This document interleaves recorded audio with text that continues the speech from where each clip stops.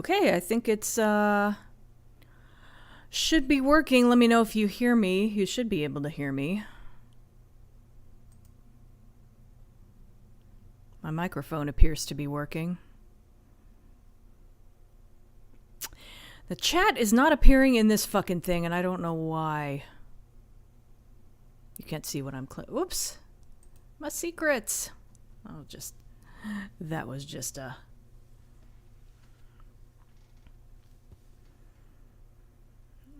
let's see. Hi, Isaiah. Hi, Sticks.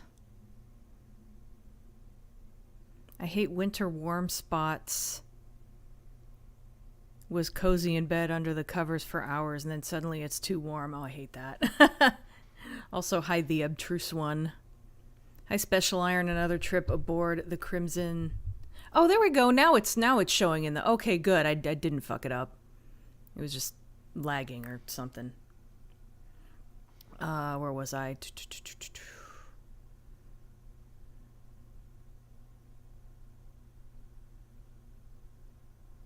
Grab yourself a coffee or beer, whatever's your poison. And let's posse with the boys from the Dwarf. Wow.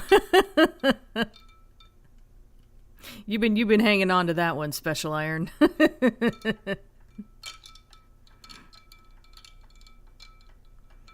Hi, Yoshi Jex.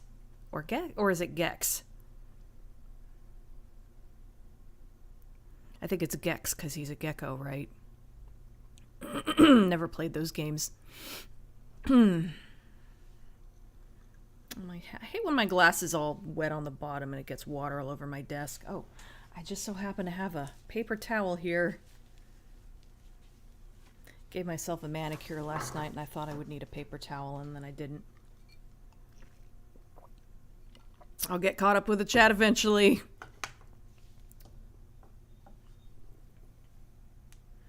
I forgot to put my ears on too. Jesus Christ, I really lost track of time. Probably put my hair up in a little bit, but I'll leave it down for a while.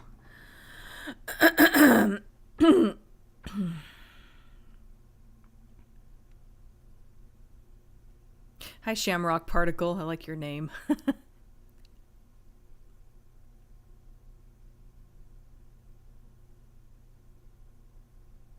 Yay, best Red Dwarf retrospective. Thank you. By the way, me being me, I momentarily read your last message on Twitter as hopefully I won't run into any smegs. Hi, Antoine.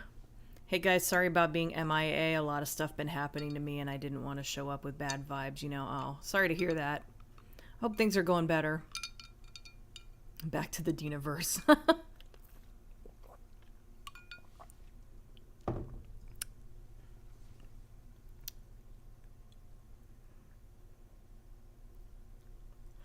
I often have good Red Dwarf reference in reserve somewhere.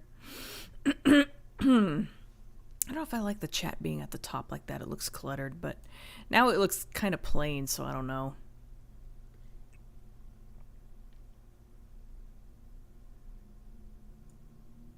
Dina into the Dinaverse. No Twitch for the Twitch fan. No Sticks. You can't post on both of them this time. Yeah, it was more trouble than it was worth, and I barely get any views on Twitch anyway, so I just, like I said, it's just more trouble than it's worth.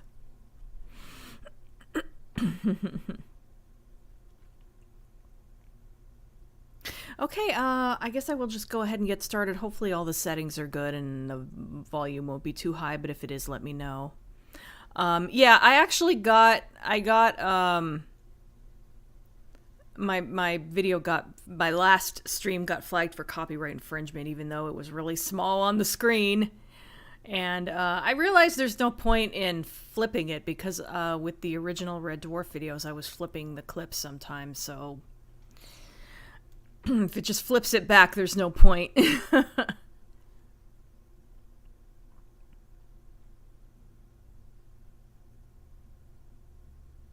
Hi, Ash. Okay, now let's get started. See how far into this we can get. We're on Stasis leak, which is... Oh yeah, we're still on season 1, aren't we? Yeah. Backwards is the first episode of season 2. How's the New Year's resolutions going? Well, I mean, we're only 7 days into the new year, so haven't had much of a chance to get them going yet. But yeah, I'm gonna work on some stuff, mostly health-related issues. I might make a video about that, actually. My not so much my personal New Year's resolutions, but my plans for the channel this year. We can go forwards and we can go backwards, but can we ever just go words? Words. All right, let's go. Again, let me know if it's too loud. Oh, I need to... Yeah, there we go.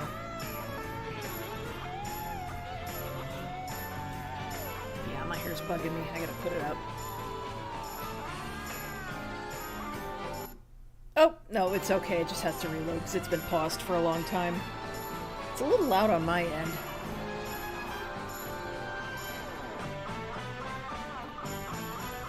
I really did use all my favorite clips in that opening. After the nanobots rebuilt Red Dwarf, did that also include the stasis leak? Good point. For consignment of the hallucinogenic fungi, Titan mushrooms. So this episode starts with a rather long flashback, highlighting an example where Lister got Rimmer into trouble. Sort of. Basically, Lister tricked Rimmer into consuming hallucinogenic mushrooms. Under the influence of this psychedelic breakfast, he went on to attack 2 senior officers, believing them to be giraffes who were armed and dangerous. Why'd you do it? I thought it'd be a laugh. 2 weeks PD, Lister. Dismissed. 2 weeks? Technically, Rimmer did it to himself. Thought it'd be a Lister laugh. just got the ball rolling. With respect, sir, you've got your head right up your big fat ass. That was a good one. It was the rubber end, plus the doctor will get it out in no time. Excuse me. Hi, Rimmer. I don't want you to panic, Arnold. I'm coming out in a moment, and I want you to keep your cool. Ears are interfering Wow, with my that's a bad glasses effect. bit. I think they literally just had him wear a green shirt. Anyway, President Yeah, that Rimmer does not found work. some way to communicate with his past self from before he died. Anyway, back to present time. What is it? It's your diary. The table would have to be slanted. That is my private diary full of my personal things. It's gone public. Lister has It's found gone a wedding public. photo in Kachansky's quarters where she appears to be marrying him. So in order to do some research, he looked through Rimmer's diary and found a mention of the previous scene. I'm from the future. I've come to save your life. We found a stasis leak on floor 16. Title drop. A stasis leak is a leak, right? In stasis. Hence the name astasis leak. You don't know, do you, Hop? No, I don't. So no one knows what a stasis leak is, but apparently there is one on floor 16, so they go to check it out. Apparently the ship is so big their elevator ride is treated like a plane flight. You can enjoy the in-lift movie, Gone with the Wind. They find the stasis Gone leak with the and Lister wind. tests This is gonna be a 4-hour trip.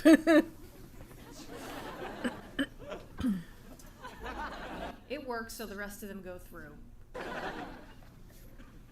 What is it? Basically, it turns What out that is there's it? a leak in time, and that particular part of the ship acts as a doorway to the past. Hi. Hi. Hi. Do you mind? This is the annual general meeting of the Agrophobic Society. Rimmer wonders if they can bring anyone back with them, so Lister tests it, and it doesn't work out. Who are you thinking of bringing back? Me. Let's do it. That night, Lister decides to go back and choose 3 weeks with Kachansky over surviving the radiation leak.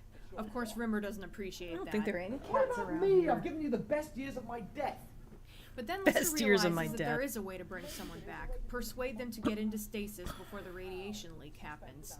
Lister obviously wants to bring back Kachansky, while Rimmer wants to bring back himself. I could save my own life and I wouldn't be dead. There'd be 2 me's. A dead me and a living me. Because it worked out so well the last time there were 2 Rimmers. Shut up, you dead git! Stop your foul whining, you filthy piece of distended rectum! So Lister and the cat go I back. use that Apparently clip every Rimmer's time I there get the already, chance. And My name is Olaf Peterson. Peterson! I'm very good in bed. Peterson! He hasn't been mentioned in 6 whole episodes. Peterson! Oh, hi.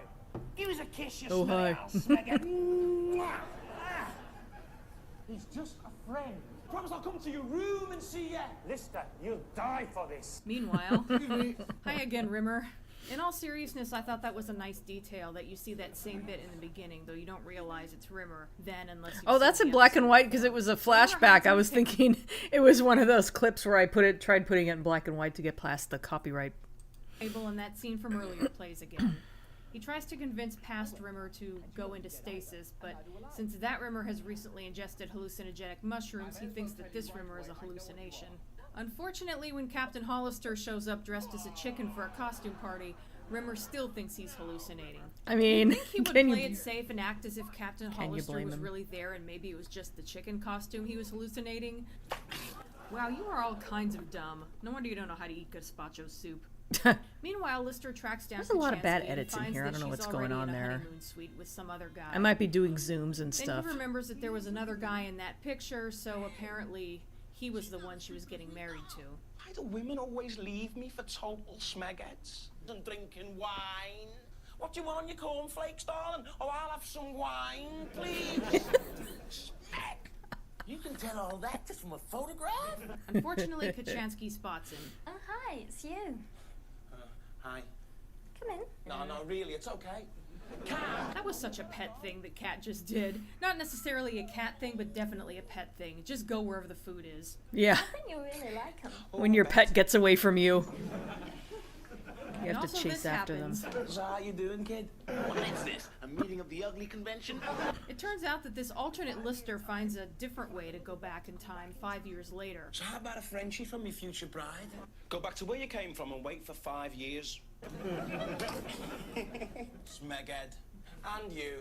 Meanwhile, poor Take past that, Rimmer me. thinks he's cracking up. Then present Rimmer shows up, I'm staying calm this time. followed by present Lister and Cat. 2 listers! And a strange man with large teeth.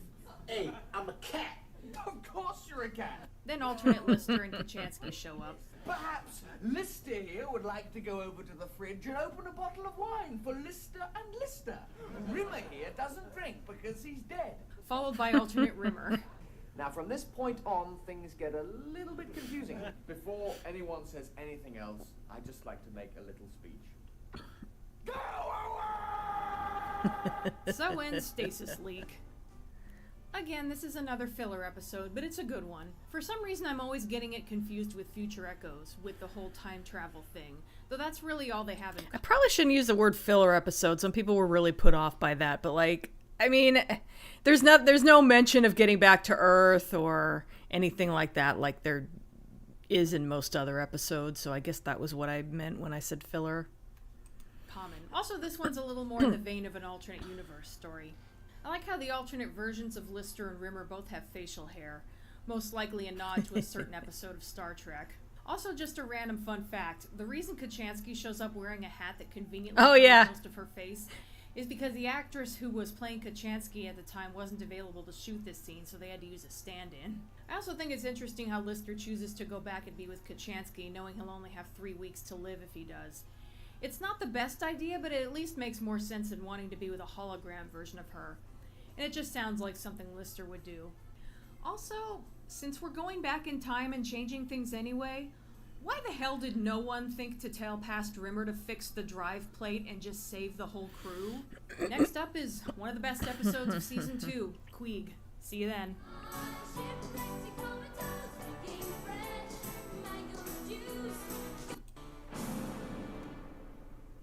You don't though, do you? You don't even like me? That's what you think, is it? Yeah. I will tell you something that'll probably stun you rigid. What? You're right, I don't like you. What a shock. Okay. Watching the opening once was enough. This is what made me want to make shorten the opening, because I found myself like fast forwarding through it all the time, and I figure if I do it, probably everyone else does too, so. It's funny, I can remember episode orders for seasons 1 through 6 easily, but 10 plus I can never remember. Probably because you haven't seen those as many, because they're newer. I think it's because I had to buy the damn VHS tapes at $30 a pop as I could find them at Suncoast.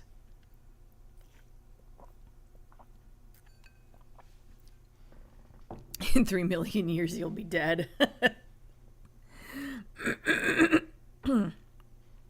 Must have been hard in the late 80s. Oh, yeah, but I feel like they could have done something, like made a flat surface, you know, to put the green screen on instead of just having him wear a green shirt or whatever. Might have been a time issue.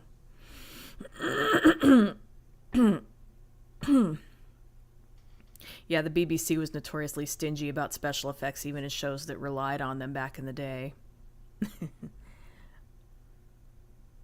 Goes from regular soap to that soap we got in elementary school. I never had powdered soap. Rimmer never learns not to replicate himself, that's true. Rimmer's the type of person to rewrite his own history as necessary. No, the events of Me Squared weren't my fault. Holly must have screwed up the disc. That's a good point.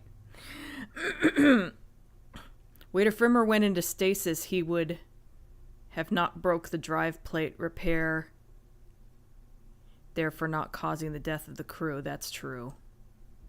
Yeah, I guess it would have had that effect anyway, come to think of it. Let me pop out the chat. It's being kind of annoying.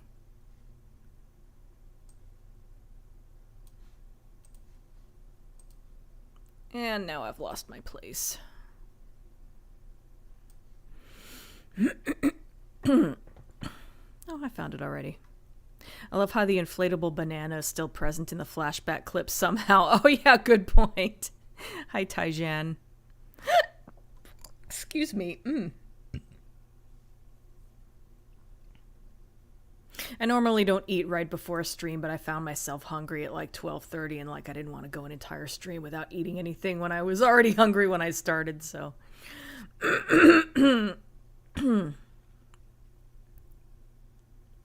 I always hand wave that as Lister finding it having been used as a cat toy millennia before and brought it back.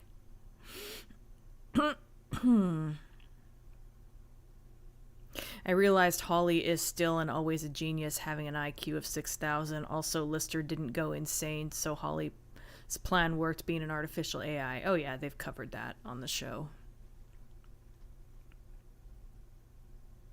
Someone who watched Duck Soup recently described that episode as a filler episode. I mean, I guess, but it's got some good character development in it, at least. I think the stand-in for Kachansky is also the same woman who sprays fake sweat on Lister's face in a blooper. Yeah, I know she's like one of the special effects people or something. I forget exactly what she does on the show.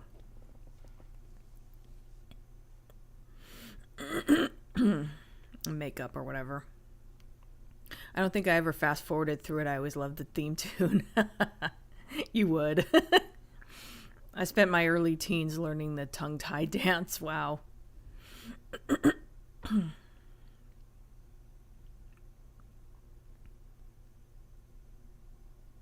The drive plate would... Yeah, good point. Like, Rimmer would have survived, but the rest of them wouldn't have. So maybe fix the drive plate first? I think the only opening I never skip, no matter how many times I watch, is the anime series Azumanga Daioh. The adorable theme song. God, I haven't watched that in ages, but I do remember thinking the theme song was really fun. Hi, Jackie. Mr. Flibble is very cross.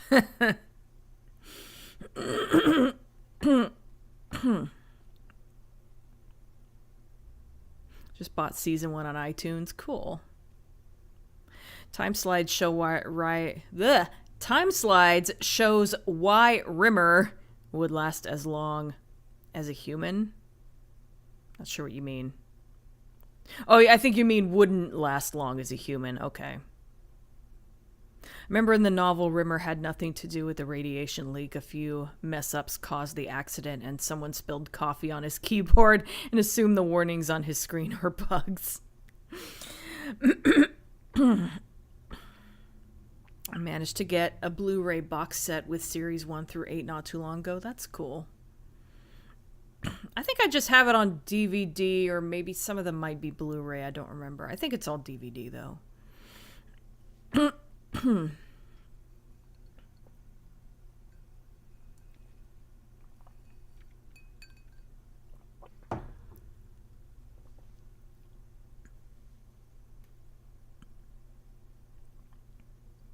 Hi, Stephanie. I know I want to finish. I want to finish Monsters and Alien Nation sometime this year. I'm not going to be able to do any more of those episode vlogs in the future, but I at least want to finish those two since I left them unfinished, and I don't like to do that. Figured the drive plate repair wasn't that critical in their minds, which is why they gave it to Rimmer in the first place.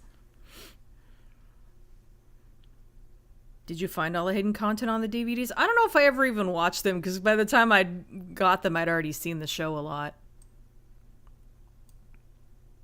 To be fair, Captain Hollister's competency seems to yo-yo through the show, but he does seem to at least reasonably competent in the early seasons. That's true. So if Rimmer was in stasis, then the repairs would have been delayed until it was too late, unless Rimmer's botched repair was caused the catastrophe. Yeah. Hyogenics. Aye.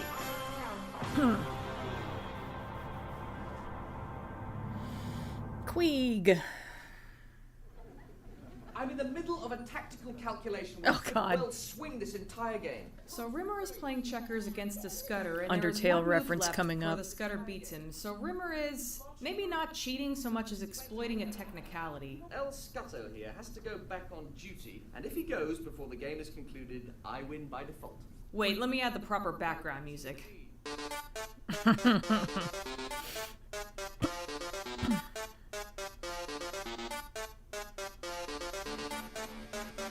Has anybody seen my legs? They've been below my waist, where I normally keep them. So weird stuff is happening with Rimmer. First his legs run off without his upper half. Wait for me! Me! Then he suddenly has the personalities of various other crew members. Well, you see, the shuttle was late, you see. It's Timothy Brannigan, the ship psychiatrist. And Holly. Just need to override the charge relay. Just need to override the charge relay. But how'd you do that, Hall? But how'd you do that, Hall? Not hard to tell by this scene, but Chris Berry, who plays Rimmer, is a great impressionist. Basically, none of this is Rimmer's fault. It's because Holly is screwing up. Well, even more than usual. Or is it the yellow cable? You are a total... A word is yet to be invented to describe how totally whatever it is you are, but you are one, and a total one at that. That's telling him. Hey, who's there? Aliens! Really, Rimmer? I'm Greek 500. So it turns out that Red Dwarf has a battle computer called Queen, Backup who is supposed computer, to I take misheard over in an that. Emergency. You can't do this. Also, the term battle computer was used in an episode of Transformers G1 that I've seen a million times, and I think there was sort of my brain made a connection that wasn't there. This Holly's got an IQ of 6,000. Is that what he told you? Well, what is it then? It has a 6 in it. What is it? 6. What is it? He immediately starts trash-talking Holly, even if everything he's saying is true. How come he knows all the answers to questions about science and space and that? He consults a book, What's the book? the Junior Encyclopedia of Space. It's the only one he could find which had pictures. In any case, Queeg takes over and Holly is demoted to night patrol. From now on, Red Dwarf is Got a run lot of by grief Queen about battle 500. computer. Rimmer is excited about how much is getting done. Oh yeah, someone even implied I got it wrong because I'm American, like a Brit would never misunderstand a word. I'm like, what? Around the ship, but Lister feels bad for Holly. He's like a blind old incontinent sheepdog who's had his day. Take him out to the barn with a double-barreled shotgun and blow the mother away. And I'm only saying that because I'm so fond of him. Sometimes I think it's cruel giving machines a personality. My mate Peterson once bought a pair of shoes with This artificial intelligence. No matter how blind drunk you were, they could always get you home. Last thing he heard, they'd sort of robbed a car and drove it into a canal. So Lister tells this long story about Peterson having shoes with advanced AI, and it eventually pays off with this zinger. He went to see a priest. The priest told him, he said it was all right and all that, like, and the shoes were happy and that they'd gone to heaven. You see, it turns out shoes have souls. Wait a minute. How did they open the car door? Oh, Rimmer, you're so dumb. Naturally, since Rimmer Sometimes is the I one just who don't know how to proposed the idea of respond Queeg except to taking say, over, oh Rimmer, you're so Move it, dumb. boy. he is the first one to get put through the ringer. What are you doing? What I'm doing, Pilgrim, is I'm putting you through the regulation Pilgrim. 500 jerks, and then your ass is on a 3-mile run. Revise and learn pages 25 to 59. You will then be tested. If you fail, tomorrow you will do a 5-mile jog. Because Rimmer doesn't have enough anxiety about test taking as it is. He's gotta hold his arm up to Can't do get any it. food. Try a different machine. I tried them all. I'm sorry. You have run out of credits. Is Kat doing a Queeg impression? Because that is dead on. When a crew member has run out of credit, food and drink may not be supplied until the balance has been restored. So it turns out that Lister and Kat will not get any food unless they work for it. Yikes. Anyway, while doing said work, they run into Holly. Oh, dudes, who goes there? Thing is, you Friend or need foe? food to have They the talk energy about to how do the awful work it in the is with first Queeg. place, so that's kind of horrible. I agree. And Holly points out that they should have defended him before Queeg took over. Different story now, isn't it? I defended you. Queeg says I've got an IQ of 6, and you immediately leap to my defence saying, really? That explains everything. Also, Holly wants to prove how smart he really is. Well, what is the square root of 2049? How about a space question? What's the nearest planet to the sun? It's right down my particular field of expertise, that is. Your nearest basic planet to your actual sun is Yeah. Mercury. In any case, Holly feels like he can challenge Queeg now. Hi, Jerry. So after working all day, Lister has earned a piece of toast and a single A single pea. A pea. pea on toast. 1 pea? Also, the way Lister says pea is hilarious to me for some reason. I've lost me pea. Well, I want me pea back. It's my pea. I earned that I've pea. lost me pea. It's my pea. I earned it. I'm going to eat it no matter what. Comedy gold right there. Flew off into your dirty sock basket. I'll just have the toast. And now Lister is really lamenting not defending Holly. What about trust? What about fidelity? What about simple, basic, honest friendship? Do you know how many people I've met in my life I can count as friends? Well, if you count inflatable Ingrid, your polythene pal, 1. Wow, that's the first reference to Rimmer's blow-up doll, and it won't be the last. How did you know about inflatable Ingrid? Hi, Flash.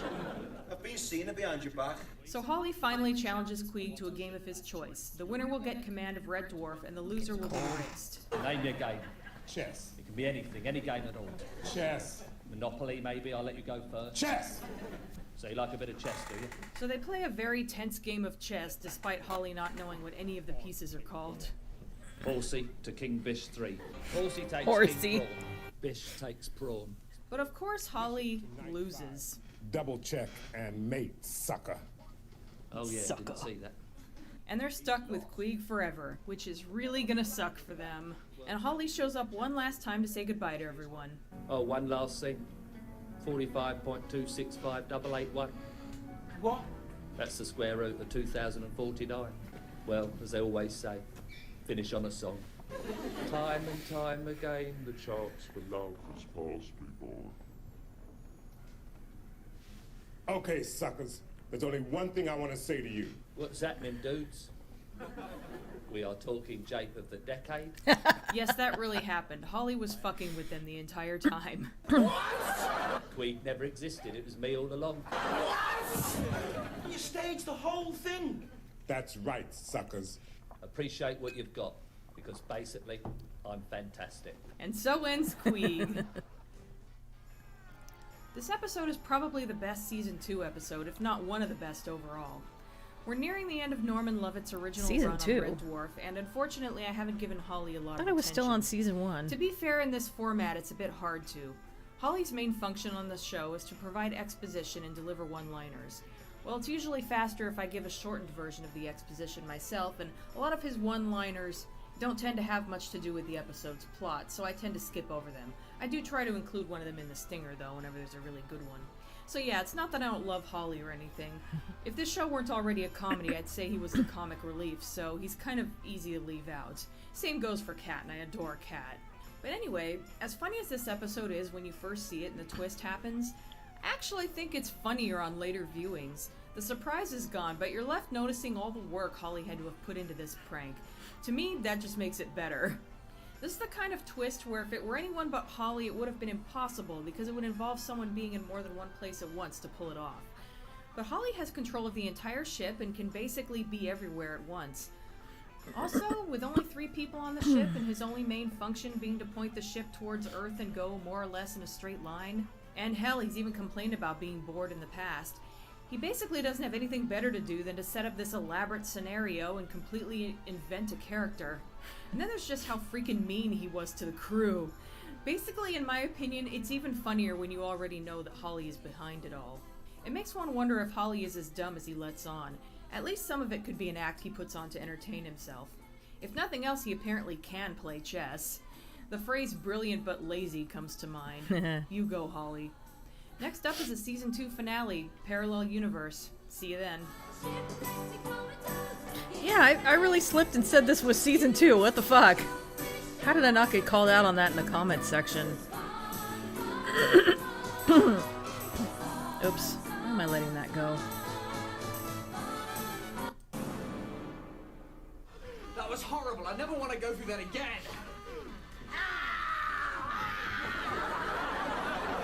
Hey! Yeah, he's me! Okay.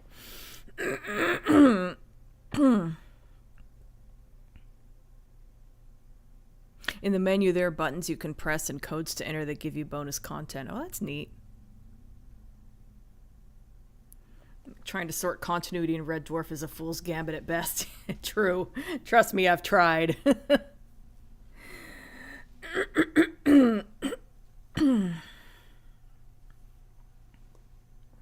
As an American, do you get the two-finger reference? Yeah, I did. I just kind of figured it out as I went, I think.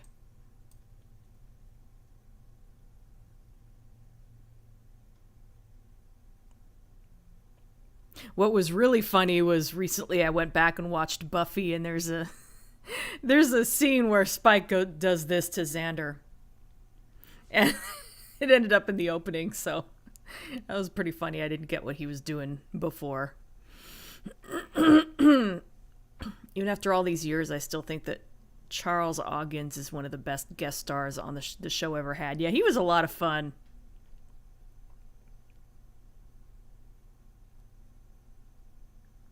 That's a lot of Tottenham, that is. It's a steaming pile of Hotspur. That must be a quote, but I don't remember it.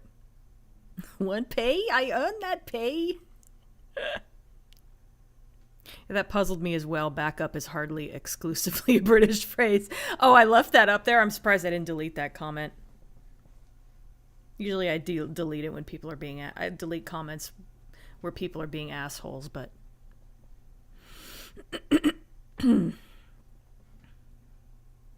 They make fun of Holly, but AI running an entire ship takes high intelligence far greater than humans, yeah.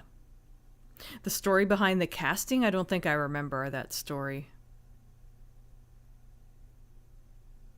Still can't hear the line, "Move it, boy," without smiling. Yeah, that's pretty funny.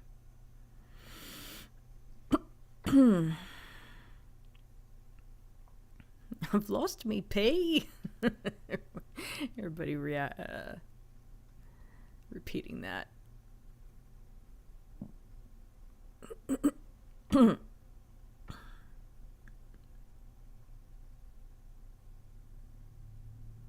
Rimmer has a blow-up doll. I mean, I assume that was from when he was human.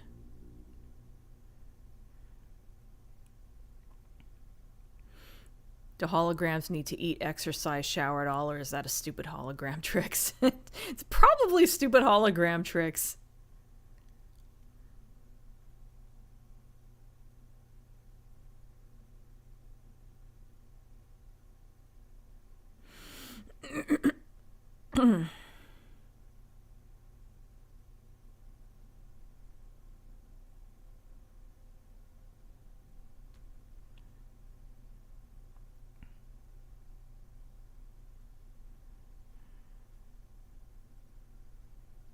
Well, there are apparently exercises called necrobics to be practiced by holograms. I forgot about that.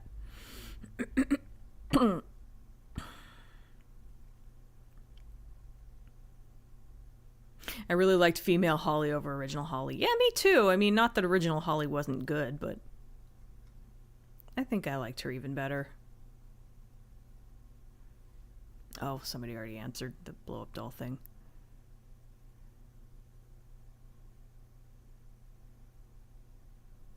Hi, Alucard Helsting. This is the second half of Series 2? But... Oh, you're right. Well, wait a minute, though. I thought...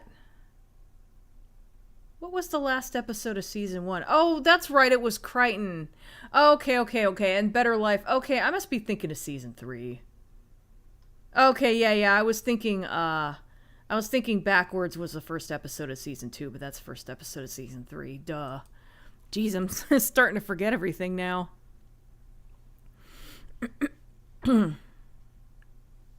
That twist is even better when you remember they came up with it basically at the last minute as they struggled to figure out how to end the episode. Oh yeah, I remember that. Does Holly watch them all the time? I don't know. Probably not. The crew never learned to not underestimate Holly. That's true. Yeah, it is season 2. Now everyone's telling me.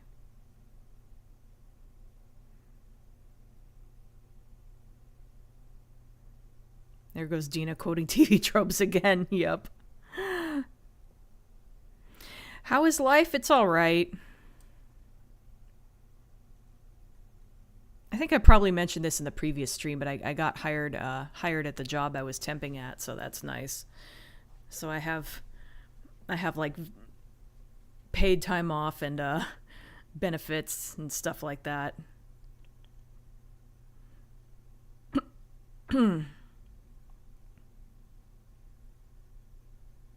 We've all tried to make sense of Red Dwarf continuity. I don't think anyone has ever fully succeeded. Yeah.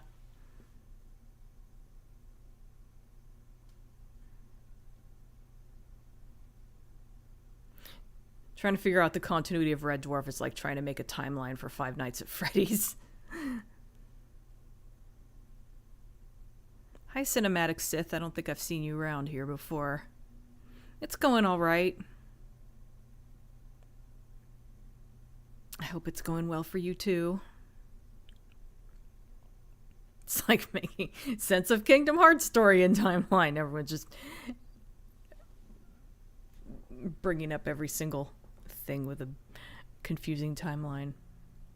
You just noticed my cat ears. Yeah, I don't remember when I got these. Like a few years ago. I originally wore them when I was playing the cat lady. Oh, you're new to my channel. Okay, well, welcome. The guy who played Queeg was Janny John Jules' dance instructor. He suggested him because of how much of a hard ass he was. Oh, yeah. Yeah, I knew he also played that guy. I couldn't remember if that was why he got the part for this.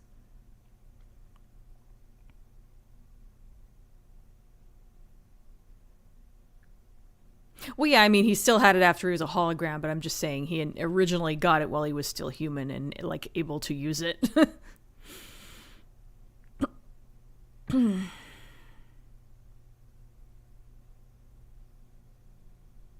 The H is silent like Buckingham.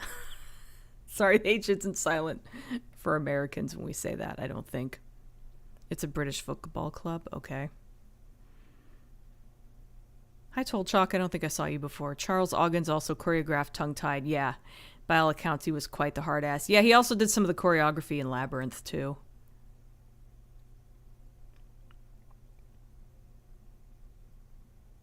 I love how the writers jokingly described him as king of the scary people.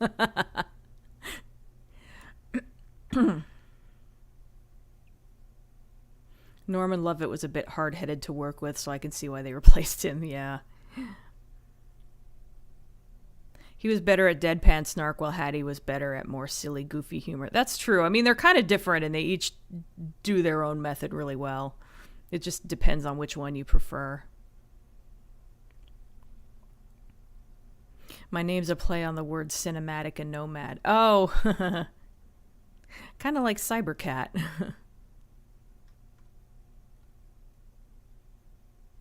Hi, Hershey. I missed you too. I know, I went a really long time without streaming. I basically got a week and a half off of work, and I just went into like super vacation mode where I didn't do anything. That's not quite true. I did a little bit of cleaning, but I don't know, for whatever reason, I just wasn't really in the mood to stream. I just wanted to do my own thing during my vacation for the most part.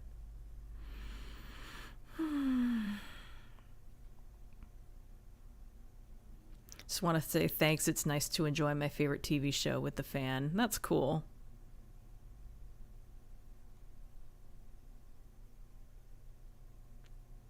For Norman Lovett, I think his sarcastic quips are funnier. Yeah, it just depends on what you prefer, like I said. It's official. M Corp is my favorite episode. Interesting. It's an interesting favorite episode to have. It's a good one. I think it was in season 12 though, which wasn't that good overall, but M Corp was a good episode.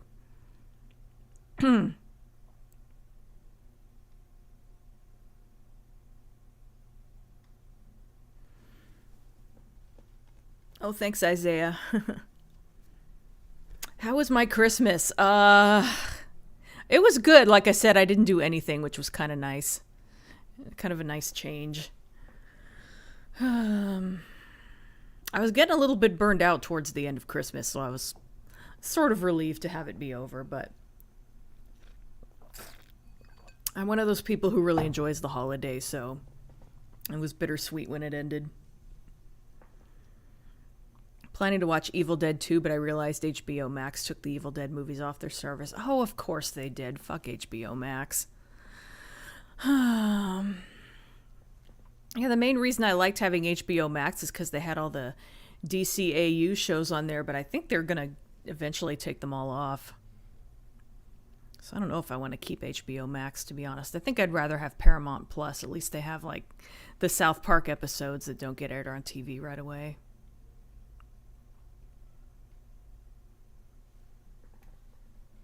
Thanks, Special Iron.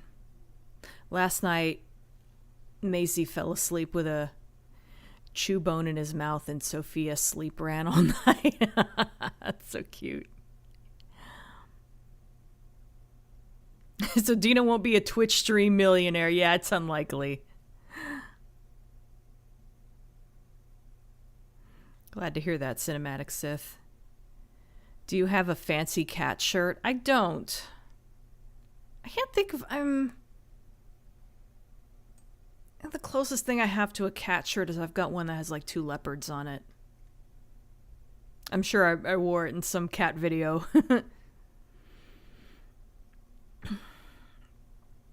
It's tough, but I'd also lean towards Norman for Holly. Despite being a pain to work with, he certainly worked well with the rest of the characters to balance their slapstick with his deadpan humor. That's fair. Yeah, unfortunately, Cat Lady doesn't really exist on anymore, except for the clips I made on Twitch, because I played that one entirely on Twitch. Season 8 of Red Dwarf, it's a thing that exists. Yeah, pretty much. It does, and we don't talk about it. Excuse me. I remember that Charles and Danny voiced 3 of the Fire Gang as well in Labyrinth. I didn't remember seeing Craig Charles in there, but I know Danny did one of them. Mentioned that in my Filmed End video. When did Rimmer change from total jerk-ass into jerk with a heart of gold? I don't know that he ever did really turn into jerk with a heart of gold. He's always been kind of an asshole, but every once in a while he'll do the right thing, though.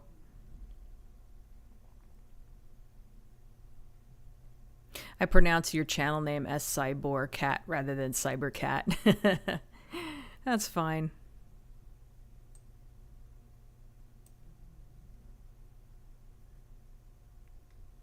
I loved how ditzy female Holly was. I saw autopilot. It's not really auto, isn't it? It's me. It's Muggins here who has to do it.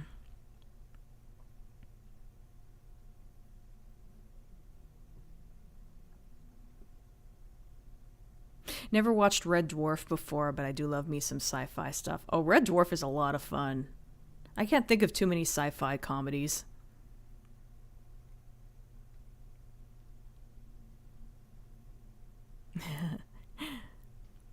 Massey and Sophia tore open their Christmas gifts so fast they got wrapping paper off their noses. Oh, that's so cute. The closest thing I got to a gift for my cats is that I got a rug and I cut a piece off of it to put on the top of the toilet tank, as Tara likes to sit up on the toilet tank while I'm getting out of the shower. And it was a little bit slippery, so she couldn't really lay on it, and I could tell she wanted to, so. And I cut out that piece for that, and then I gave the rest of it to Soul, but I don't think he's touched it. I just put it in the living room in a spot where he normally likes to lay, and he hasn't been there since. I love Christmas. It went too fast. Yeah, it always does. Like your pal Sonic. Christmas is the second fastest thing alive. I don't know if it's a good idea to come up with resolutions for someone else.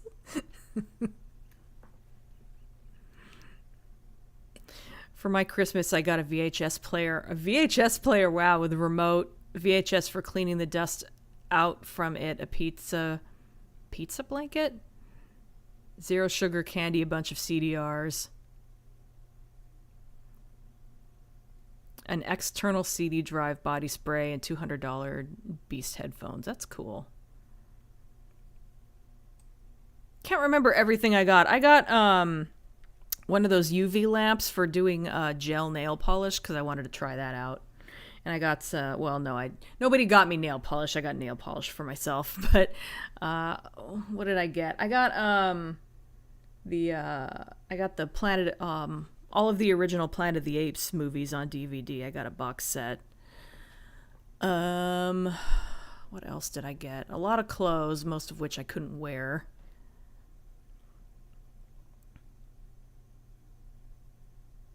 I got some cookware. I'm sure there's more, but I can't think of anything else. You don't tell Sonic he's too fast. Good point. I'm glad I still have working DVD players, so I just watch the stuff when I can without fear of them digitally disappearing on me. Yeah, that's a good idea. Unfortunately, we still have to use physical media. Dinaverse is a great place to be.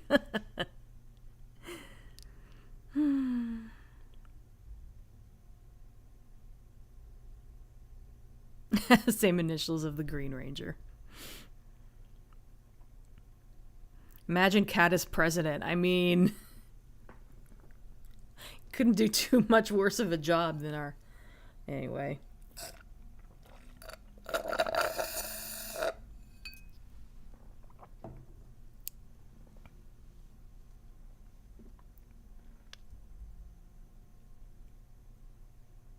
Season 8 had Archie? That's not ringing a bell. I mean, Season 8 did have Kill Crazy, so it had that going for it.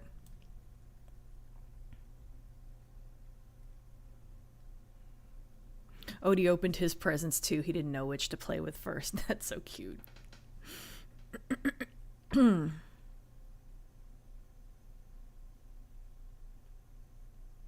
Also had a period banner. Oh, someone mentioned Kill Crazy before I did. Oh, it's Massey. I have another friend who has I have a friend who has a dog named Maisie, so I mix up the two a little bit. Plus, it's been a while. Massey, I'll try to remember. Yeah, Cassandra also. That episode was a mixed bag, but Cassandra was a good character. Screw HBO Max, then again, I don't trust streaming services. Yeah, I don't blame you too much. There's too freaking many of them for one thing.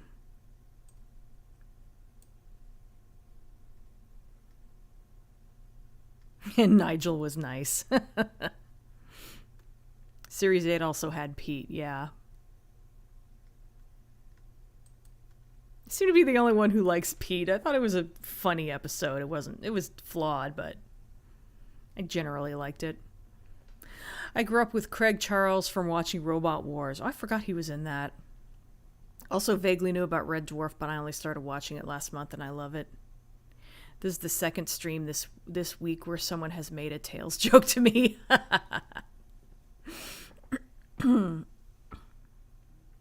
Red Dwarf was one of my first nerdy obsessions growing up. Oh, speaking of Sonic, sometimes YouTube will recommend my own videos to me, and for some reason it recommended my reaction to the original Sonic trailer, so I went back and watched that, and that was an interesting little throwback. You remember when that original trailer came out, we thought Sonic was going to be a terrible movie?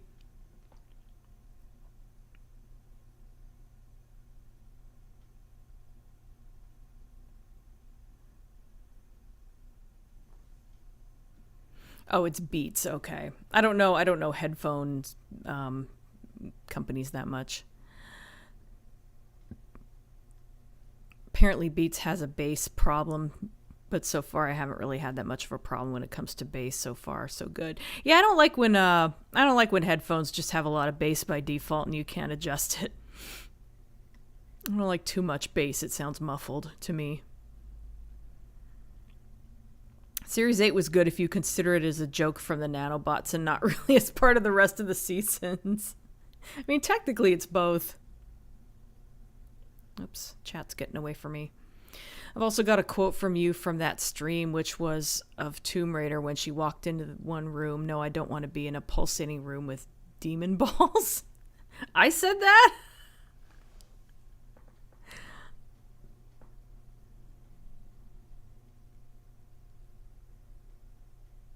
Got the box set of the original Planet of the Apes. I'm jealous. Oh, hi, St. Clinton. I don't think I saw you before. Yeah, it's like, it's all of the movies with commentary and stuff. I'm really looking forward to watching it. I'd like to eventually do film dens on the Planet of the Apes movies. I think that'd be really fun.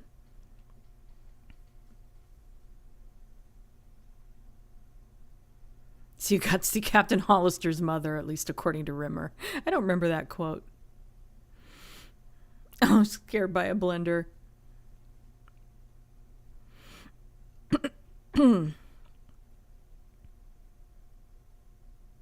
I'm surprised there haven't been more Tales related jokes. That's a good point.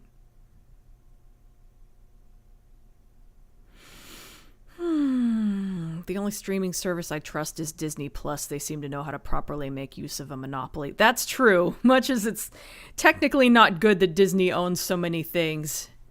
If you have Disney Plus, you definitely got a lot of stuff to watch. Well, I guess the fact we don't have HBO Max, as far as I'm aware, means 1 point to the UK. I liked Pete, particularly the running gag of Rimmer and Lister being summoned to the captain's office. Yeah, that was funny. I always think Doctor Who's surviving human at the end of Earth history, Lady Cassandra, when I hear her name. I don't really watch Doctor Who. The part where the fight caught up with them there, poor Hollister looked so confused. Oh, yeah.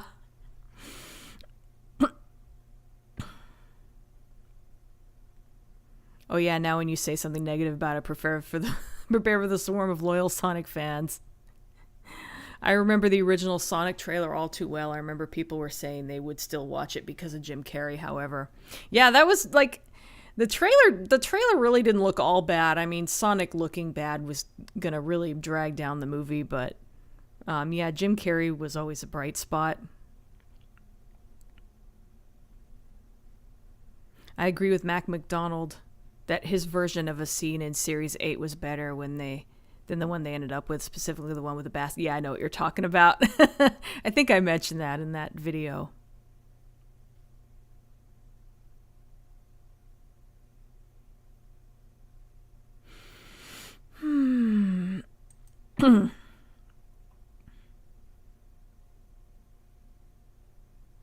When Rimmer ripped up and ate a photo of the captain's mother, he said, "I didn't realize it was his mom. I thought it was a publicity photo from Planet of the Apes." Oh, maybe I do. Okay, I think I do remember that.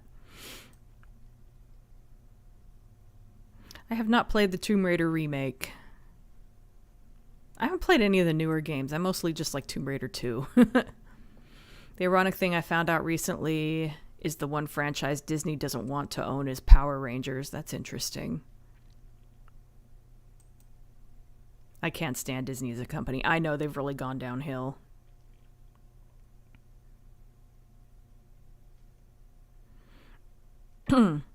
Captain Hollister did learn his lesson and put himself in the hole to get away from Rimmer and Lister. Yeah.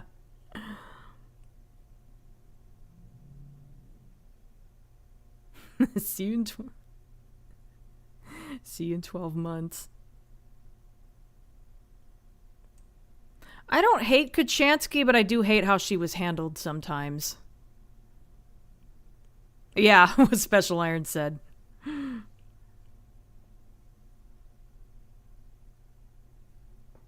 Oh, you mistyped the quote. Okay, I was like, I don't remember saying that. When it comes to the Sonic movies, I'm glad they redid the design of the hedgehog. Oh, yeah. Fun fact, the Tomb Raider reboot series was written by Rihanna Pratchett, daughter of Discworld author Sir Terry Pratchett. Oh, that's interesting. All right, let's get back to this. So, the last episode of Season 2 is unique.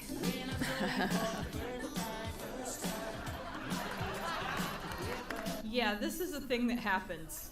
Sort of.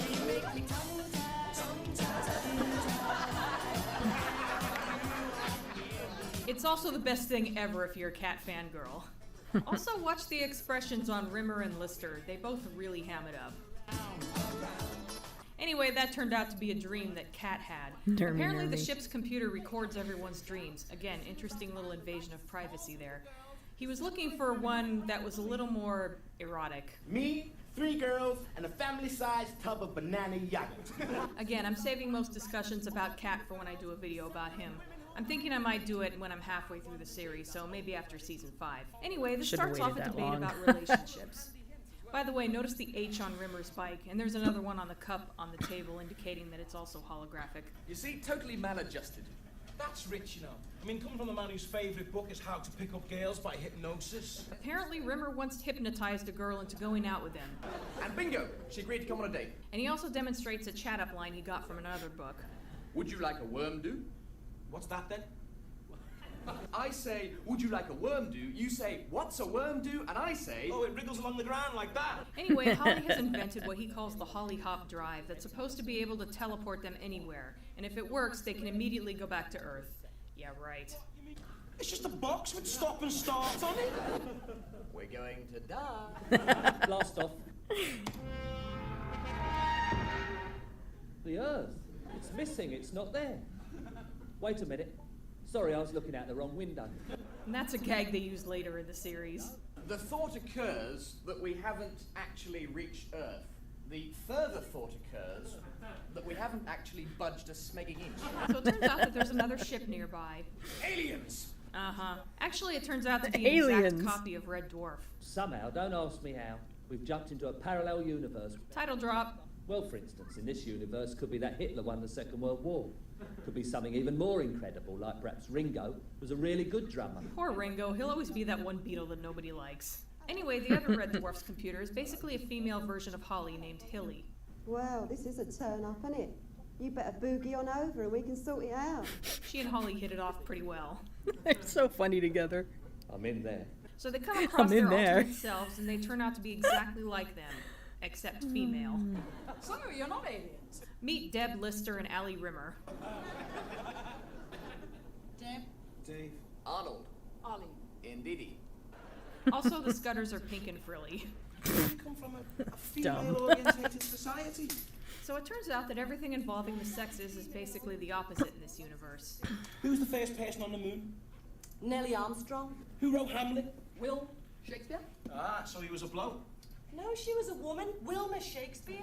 But it's disgusting. It's full of semi-naked blokes draping themselves over sports cars. You're not one of those boring masculinists, are you? I guess Tumblr still exists.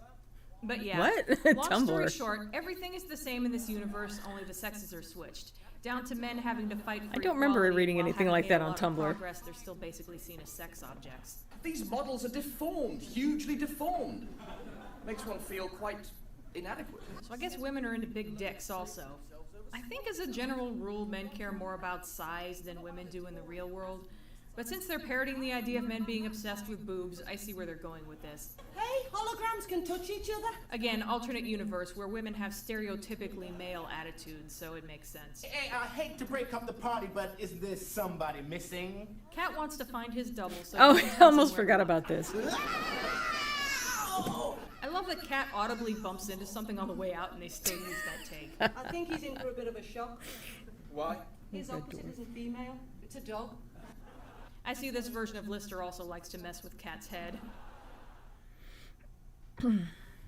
Anyway, it turns out that it's going That's to when I take used to 12 fade to hours black repair before a the Holly commercial, Hop but it drive, never so they really all hang out worked, in the so disco I to stopped kill doing it time. after a while. Mind you, we've got a pretty good conversation going on here. Oh, yes, yes. Rimmer's conversation with himself is pathetic. Funny, really. I'm not normally good at talking to the opposite sex. No, I'm not.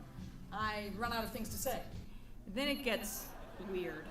You're trying to hypnotize me, aren't you? Okay, I read it in this book. It's great for picking up bits of Totty. And then disturbing. What the fuck? Okay, our Rimmer is many things, but I'm pretty sure he isn't a borderline rapist. So our version of Rimmer and Lister talk about their other selves. Lister's experience is a little more in character. I mean, she's a good laugh and all that, but all she wants to do is get, like, completely blitzed out of her brains and eat vindaloos. You can call me crazy, but I just don't find that attractive. Meanwhile, the other two are having a similar conversation. After tongue-tied, that is probably the best moment of this episode. Rimmer, he's not interested. Maybe not now, but wait till I hit him with the worm-do line. There's the glasses on the head thing again. After mentioning that in an earlier episode, someone mentioned that it's a UK thing from the 80s. I guess when people are trying to outdrink each other, this is a quick way to show that the glasses are empty. When can we get out of here? We're busy fixing it right now. Yeah, I'm gonna go out on a limb and guess that Holly and Hilly aren't trying too hard to fix the Hollyhop drive. So Rimmer is trying to avoid the advances of Rimmer, so he sneaks off to bed without telling even Lister where he's going. Come on, what are you, a man or a munchkin? I'm off to see the wizard. That's oddly prophetic of a certain season 7 episode. After 3. 3. There's a hilarious outtake of this scene, by the way.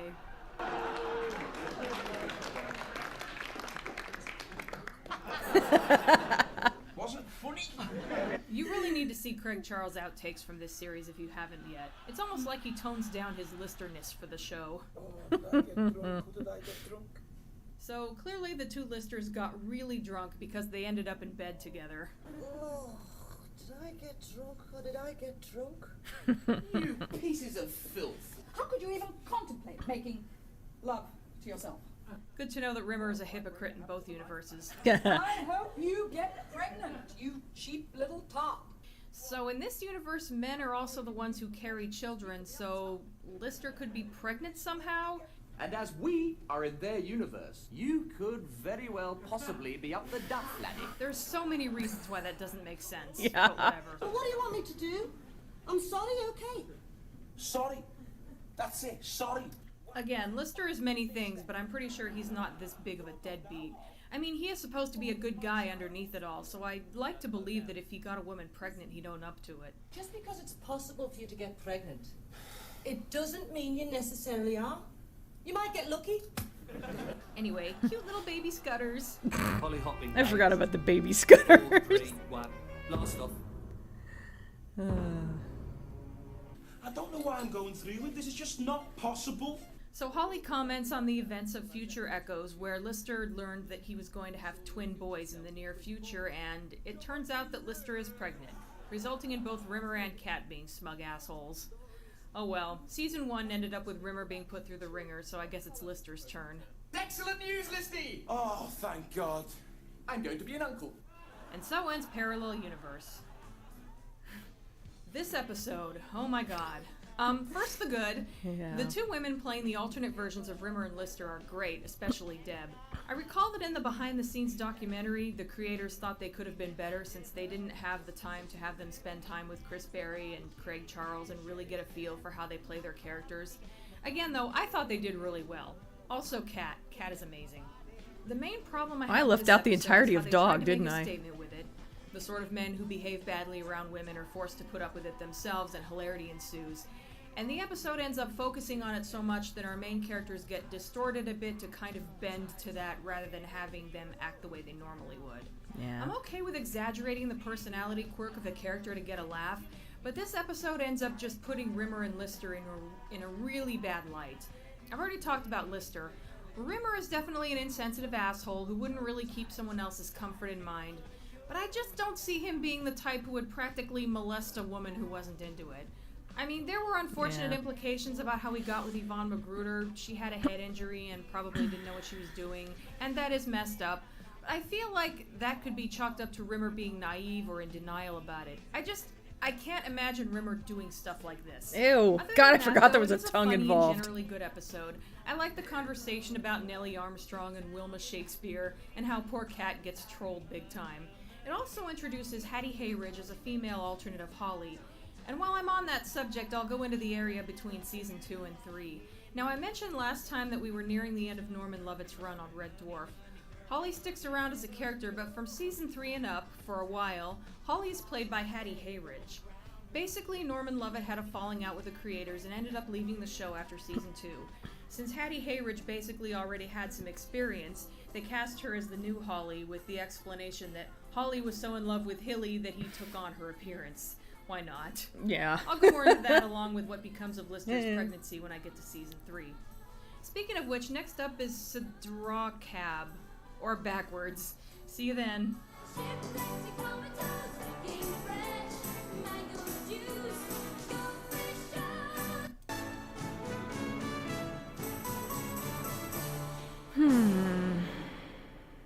I've got to admit it, I flamingoed up.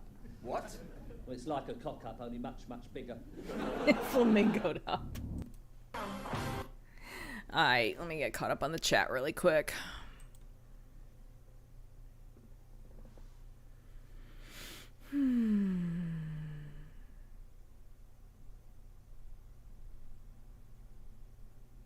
Oh, hi Mario Dude, I don't think I saw you before. I've just got onto the new actress playing Kachansky, and I don't like her as much as the original actress. Yeah, well, I mean, she plays it a little different. I think Chloe was miscast and they didn't write the character well at all. I don't entirely agree, but I somewhat agree.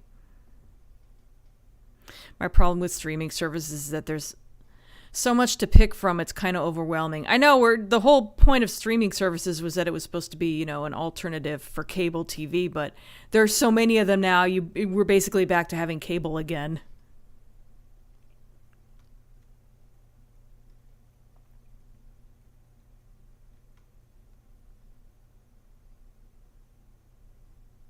Someone in a YouTube video said that EA might get so bad that they will make us pay for the game patches. Oh. Apparently Craig Charles hated filming to Untied.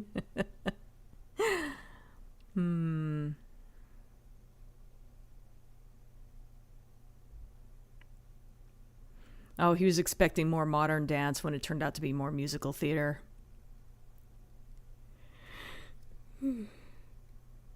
Oh, sorry. My issue with the original Sonic trailer was that they played Gangsta's Paradise, which doesn't fit at all. Oh, I know. I liked when they put out the new trailer, they played Super Sonic, which was obviously more appropriate. I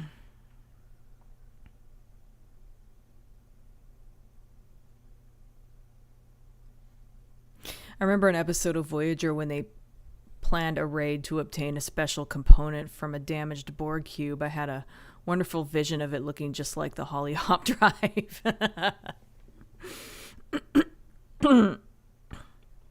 Had an image of 7 of 9 explaining it to Janeway. It is very straightforward, Captain. If you want to start it, press start. That's funny.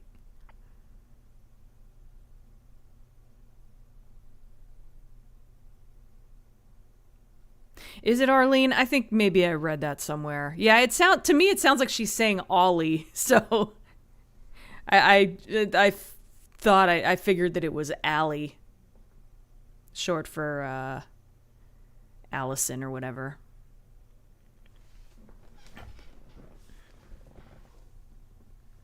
Wilma Shakespeare, yeah, that was funny. I remember Diamanda Hagen was quite critical of the attitudes displayed by the characters here, as it puts them, particular Lister, in a pretty bad light. Yeah, it does. Hi, Moonbeam.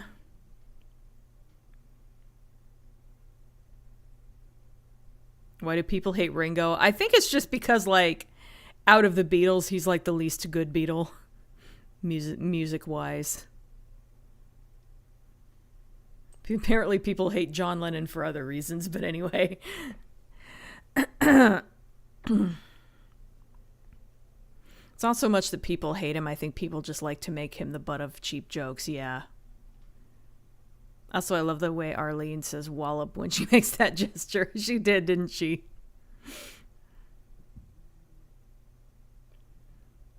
Apparently their behavior is a case of being seen as shocking and funny at the same time, but that has unfortunate implications nowadays, yeah.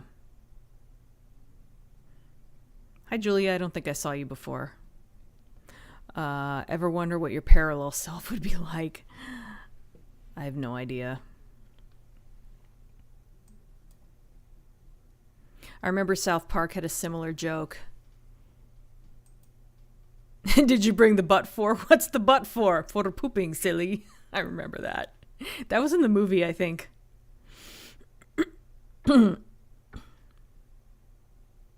Up the duff is British slang. Wow, I don't even think I caught that.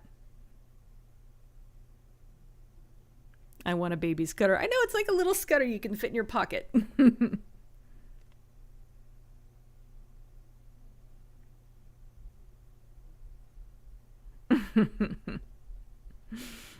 Everyone wants a baby scudder. What do they eat? Watch batteries. This is not the weirdest thing involving childbirth with Lister. Need I remind you of Lister being his own father? Yeah.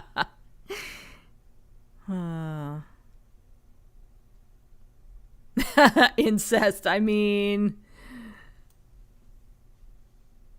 I imagine it's probably worse than incest.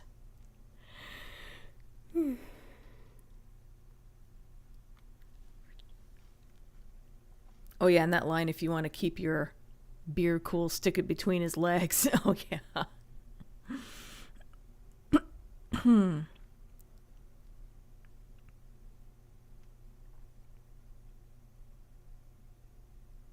Self-cessed? I've never heard that one before.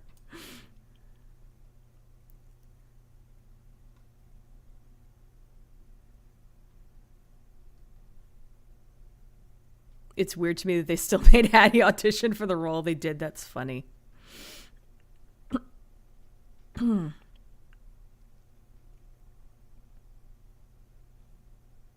was a funny episode if you could excuse the awkward parts. Yeah.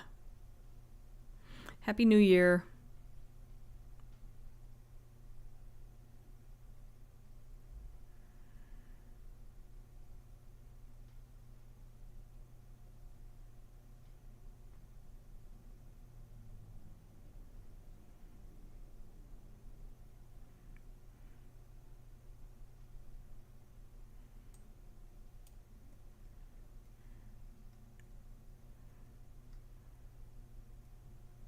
Why is British humor so much better than our humor? That's debatable. I like the US version of The Office better than what I've seen of the British version, but I haven't seen a lot of the British version, so maybe it got better after the pilot. I haven't watched any of the Star Wars shows. I haven't watched any of the Star Trek shows either, but the newer ones. We have, after all, had more than our share of crap comedies. Yeah. Fat Slags comes to mind. When I was in high school, I'd watch people in dances get confused how to dance to Gangsta's Paradise when it played. I love dog, though, while we're on this episode. If you're going to say the B word around me, at least spell it. Yeah.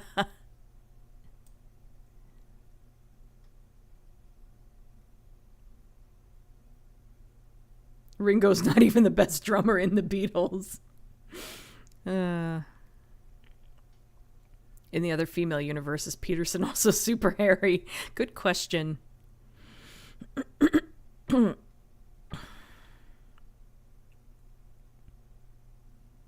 remember my introduction to Laurel and Hardy was the cartoon, and for a long time I thought that Hardy's full name was Arlie because of Stan's pronunciation.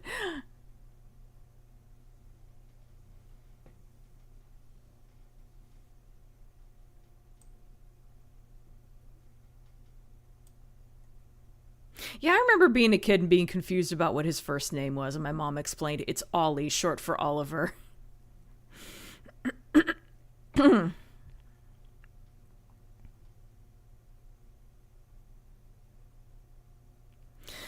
Oh, if you're agender, where would you fit in this universe? That's a good question. Also, hi, Pajama Critic. I don't think I saw you before. I assume you'd be the same? I don't know. I guess, I mean, if you lean towards one gender more than the other one would lean towards the other. But, like, if you really fit right in the middle, I imagine it'd be the same. I love that Ringo was the voice of Thomas the Tank Engine for so many years. I didn't know that.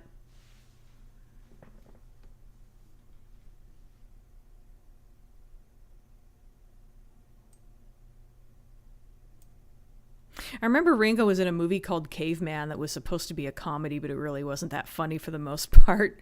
I mostly watched it because it had dinosaurs in it.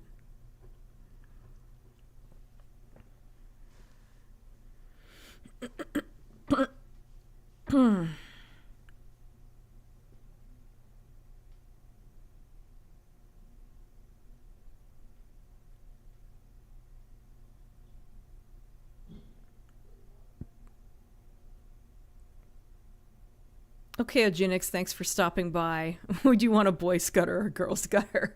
I guess a boy, since I don't like pink very much.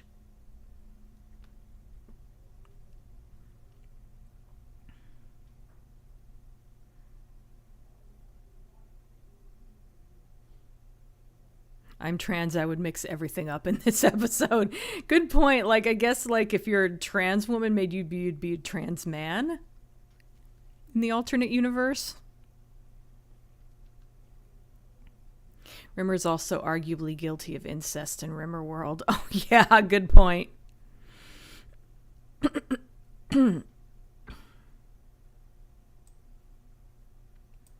Because as it's the internet, fanfics of shipping characters with themselves is very much a thing. I believe it.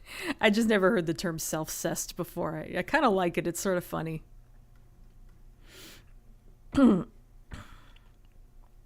Yeah, that's a question that's been around since the concept of cloning an alternate universe showed up in fiction, and one we'll probably never answer.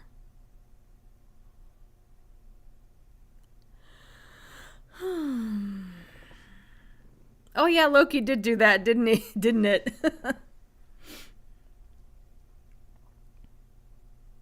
I've barely seen any of the British version of The Office, let alone the American one. I think the American one's really funny. I turn it on. Comedy Central marathons it every night, and I always turn it on before I go to sleep. Just a little PSA, never cough or burp while eating ghost pepper chips. Oh God. Yeah, you probably inhaled it a little bit. One of my least favorite comedies of all time is Are You Being Served? I don't think I'm familiar with that one.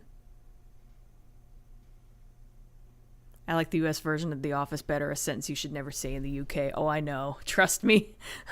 Shit, I mentioned that The Office existed in one of my Red Dwarf videos and someone bitched me out. British humor tends to be more self-deprecating for the characters. American humor is about making fun of someone else, while British humor is about making fun of oneself. Is it?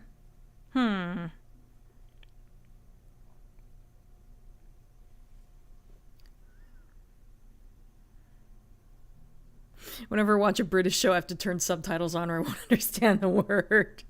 I had that problem when I tried to watch Absolutely Fabulous. I could never get into that show because of that. I don't have much trouble with Red Dwarf. There's the occasional term that I miss, but oh God, I'd forgotten that they used Gangsta's Paradise in the original Sonic trailer. I know, there was such a weird choice. The only explanation I can think of is because Sonic is kind of synonymous with the 90s, and Gangsta's Paradise came out in the 90s, and they were just trying to cram in as many 90s things into that commercial as possible. Same with Jim Carrey doing comedy again, so that's the only reason I can think of for that.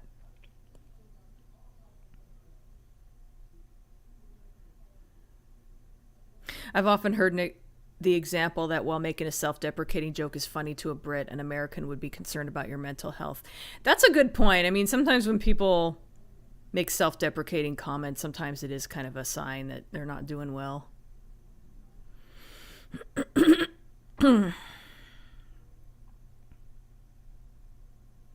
And Kachansky's his mother. Yeah, that was weird.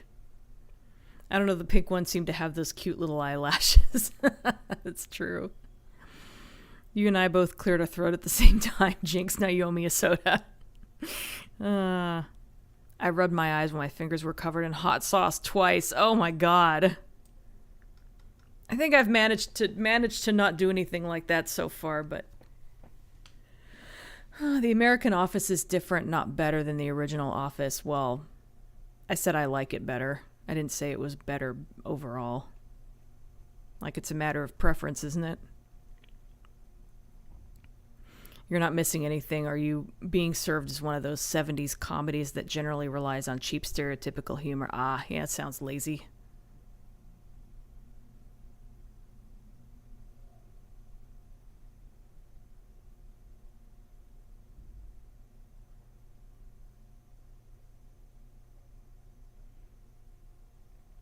Come on, not all of our accents are that bad. I grew up on Red Dwarf, The Hitchhiker's Guide, and other stuff that then spent combined over the decade working for a British company, so I'm used to the accents.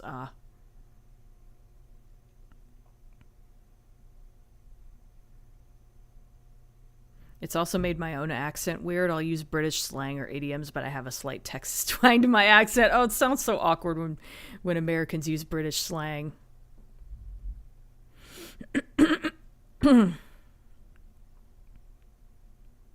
Unironically, anyway. I'll just say that from the clips I've seen, I don't think Are You Being Served is that bad, but to each their own. Self-deprecation comedy can be odd, if not done well, remember, so basically my sex life is unchanged with that eerily cheerful grin. Yeah, that was weird. That joke didn't land.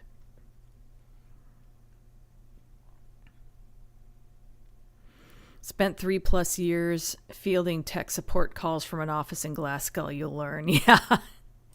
Aight, let's go.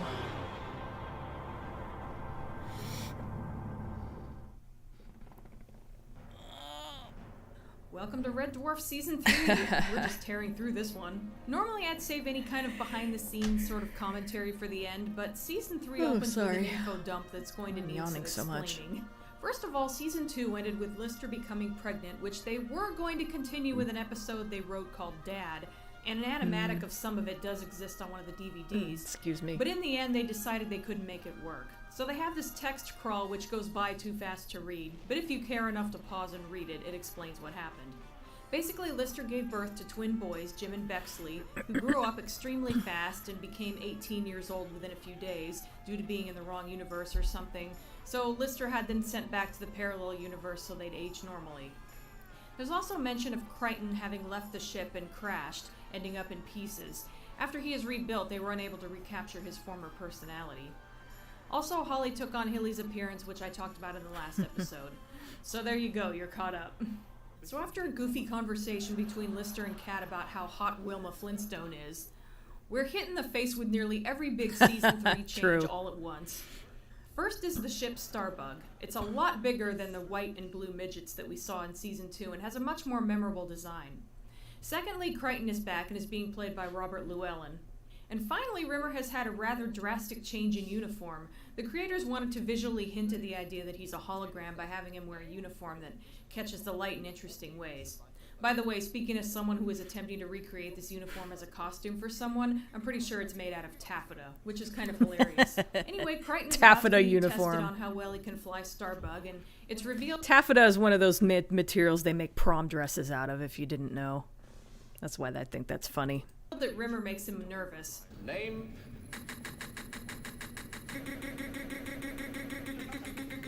I'll just put Crichton. Basically, Crichton has reverted back into taking orders from Rimmer due to his having lost his former personality when he was rebuilt. These two have kind of an amusingly dysfunctional relationship. Rimmer loves having someone he can order around, and Crichton hates taking those orders, but he can't help it, and it drives him nuts. Anyway, the joke here is that it's basically like taking a driving test, only with a vehicle that can do a hell of a lot more than a car.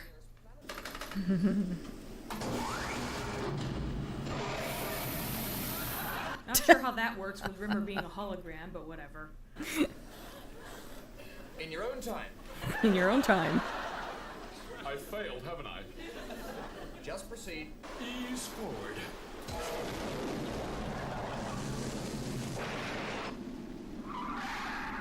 I love how Starbug made a skidding noise when it turned. Sound. Engage autopilot.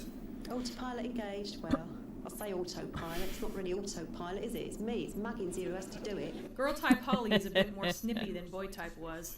Stopping distances. You're traveling half the speed of light. What is the stopping distance? 4 years, 3 months. And the thinking time? A fortnight.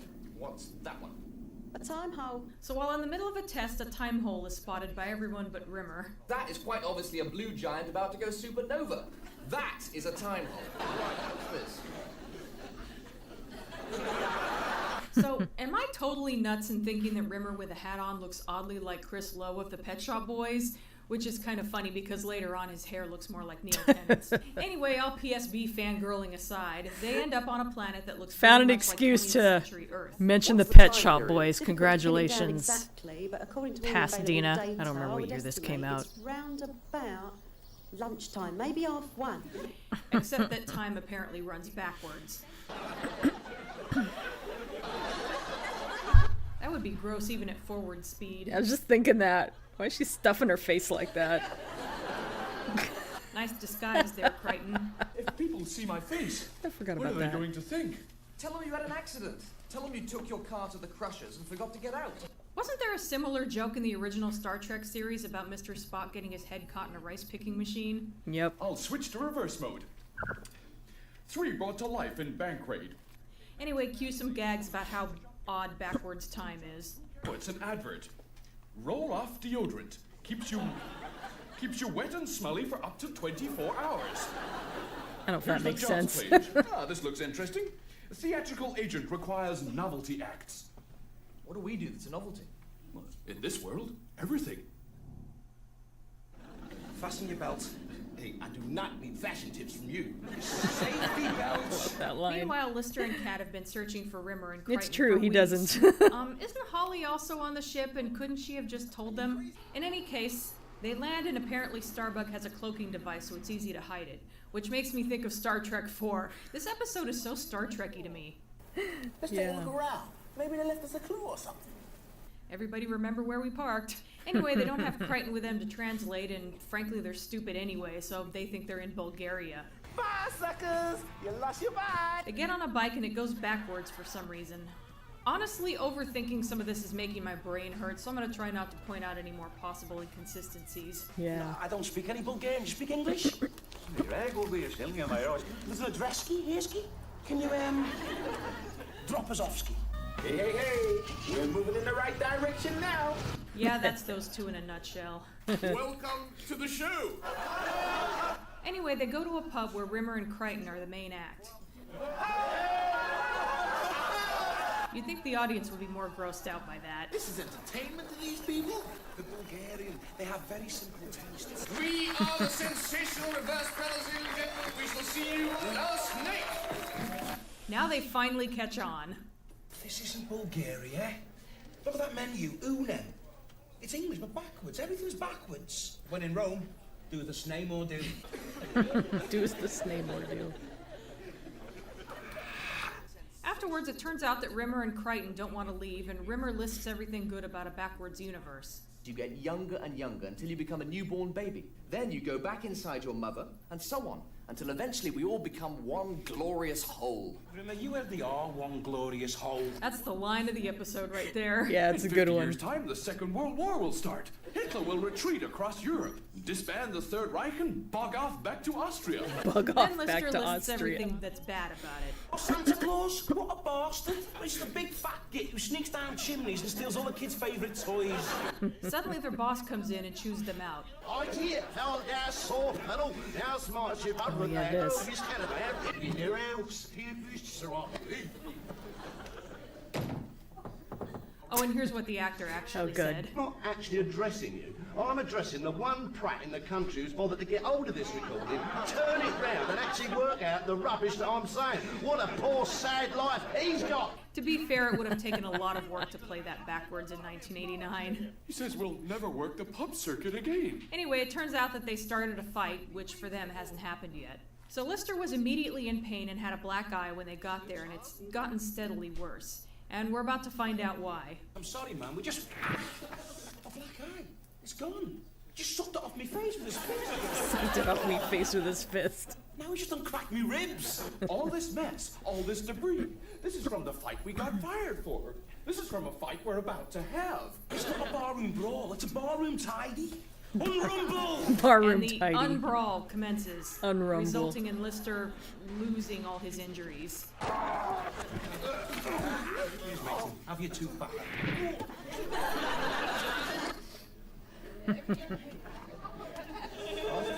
That backwards giggle was creepy as hell. It was.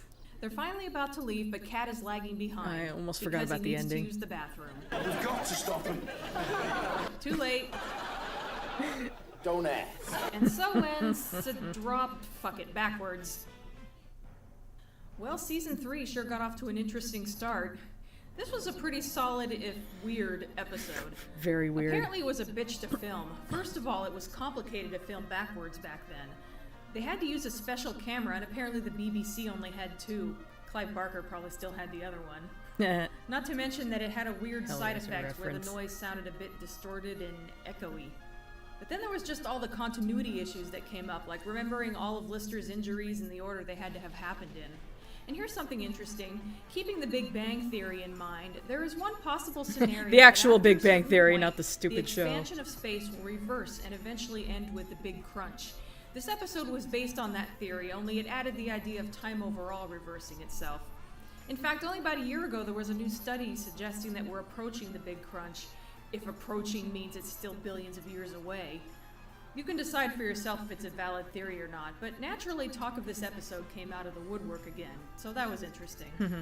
But anyway, the creators of this show are science geeks, and they like to take actual existing theories, however far-fetched they may seem, and build an episode around it, which I think is kind of cool.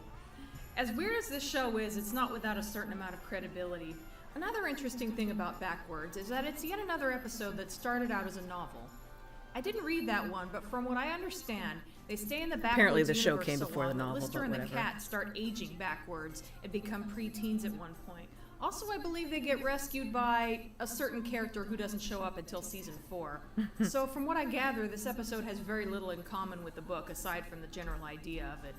Next up is Marooned. See you then. Oh god, Marooned.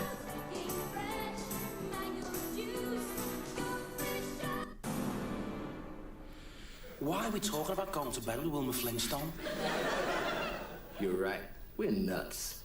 This is an insane conversation. She'll never leave Fred, and we know it.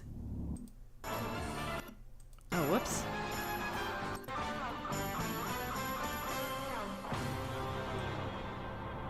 What am I up to now? Oh, right, Marooned. I already knew it was going to be Marooned. I forgot already. Now, Irish accents, on the other hand, what are you guys saying half the time? I remember the rich Texan guy from The Simpsons saying, I want to hear what else is bullocks. That's pretty funny.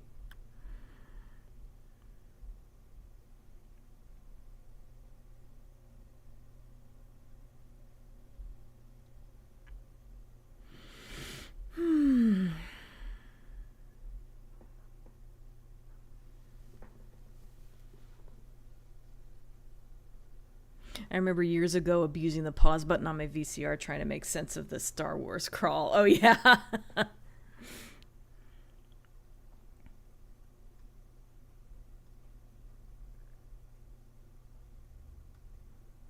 Fuck, I got behind on it. There it is.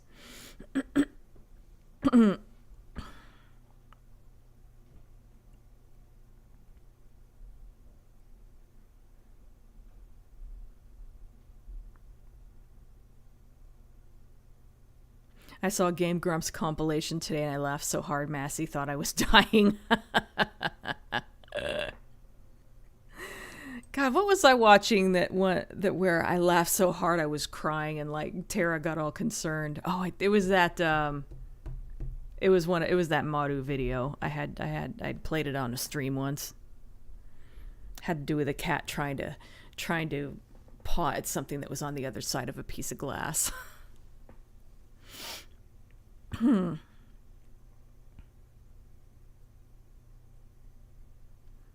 Wilma's a redhead, of course she's hot. Series 3, aka the year the show got a budget. Yeah, that's true. Not much of one, but at least it was one.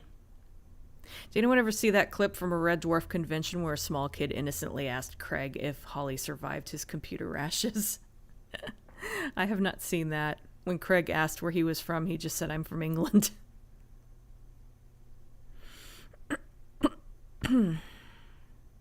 Rimmer's suit is not leather? No, definitely not.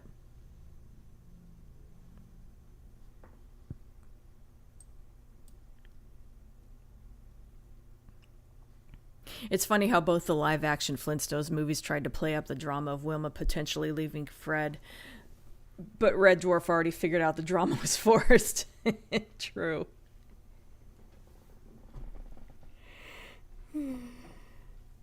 I remember I once had a picture of Wesley Crusher accidentally ejecting Captain Picard out of the shuttle. That's hilarious. Oh, thanks for stopping by, Hershey. You're probably long gone. Smack end girls. Knowing the Red Dwarf crew, they'd probably would accidentally delete the flood from Halo with Lister's Vindaloo. Or defeat, right. Oh, hi, Ray. I don't think I saw you before. Ray Venkman.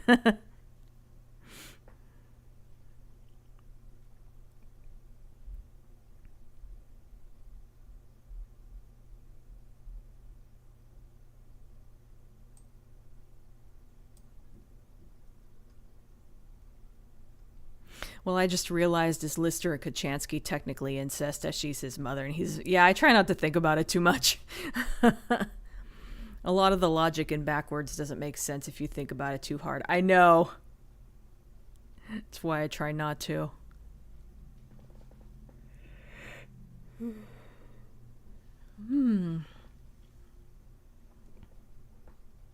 Oh, hi, Wagyu. I don't think I saw you before. A lot of people who don't normally come to the streams. That's cool. I love your Star Trek reference. Everyone remember where we parked? Yeah, that's like my favorite line from that movie. Me and my mom used to quote it all the time. Like anytime we'd go to the mall or something and she'd park and one of us would always go, "Everybody remember where we parked?" Stupid.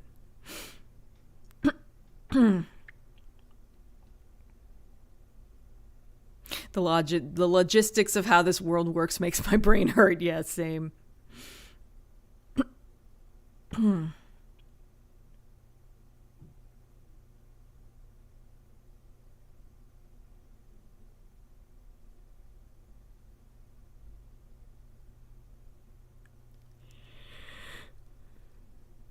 sorry. What a bastard, a rare moment of when Red Dwarf doesn't substitute a real word swear word. That's true. I don't know that it's all that rare, though.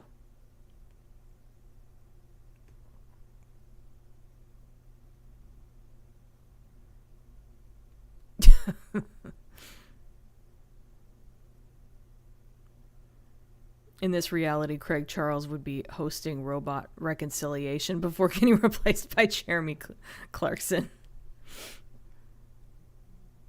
Something about the word unrumble makes me laugh. Yeah, it's so silly.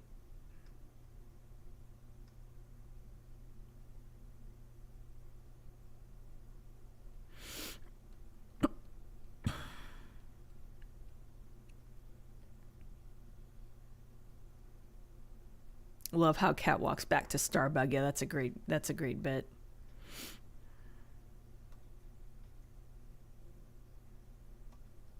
Like, if you think about the brawl with backward logic, it started with some guy standing up, Lister punching him in the face, and then everything going to hell. Yeah.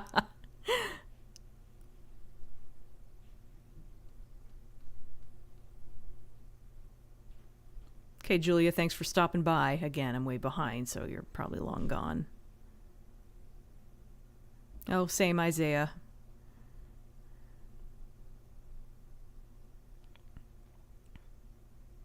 That backwards giggle sounded like a ghost EVP. I know, it was so creepy sounding.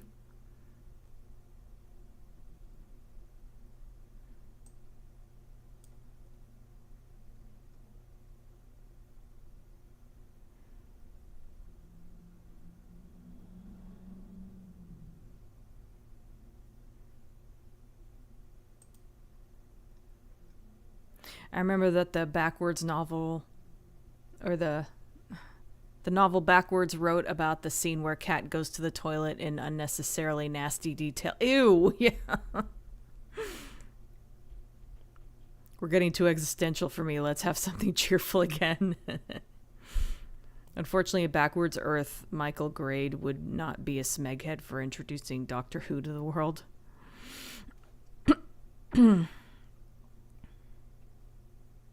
The only story from the novels that came first was the one from Whitehall, which was in Better Than Life. Yeah, I knew there was at least one story that came before the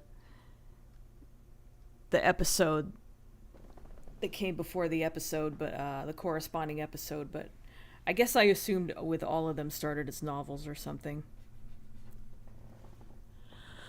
No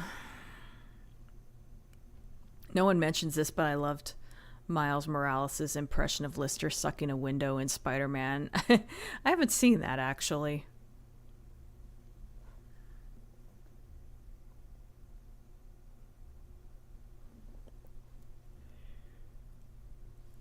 Yeah, at the end of the day, a lot of the logic in Red Dwarf runs on Rule of Funny. Yeah, it does. All the Red Dwarf fans are flocking to this video. Yeah, I guess they must be.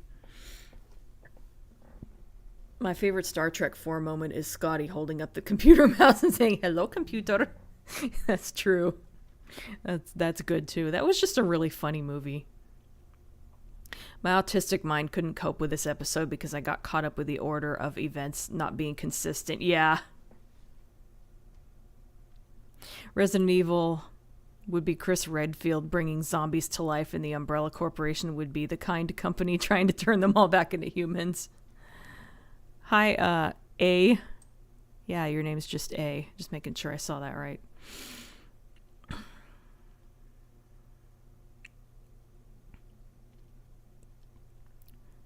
Star Trek, Deep Space Nine, Dominion, and Starfleet are going around bringing people back to life while rebuilding each other's ships.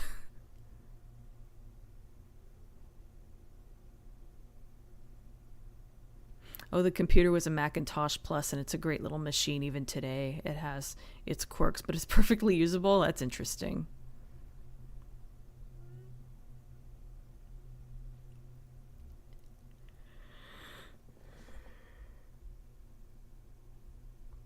I'm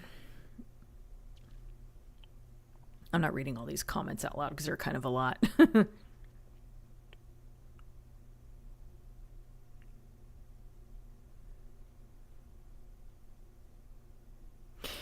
The novels got a wide release in the US. Well, the TV show didn't get a home video release till after, and it was only run on some PBS networks. Ah, okay. Maybe that was what I heard, and I misinterpreted it or something. The suicidal French who keep running into the battle while the opposition retreats for some reason.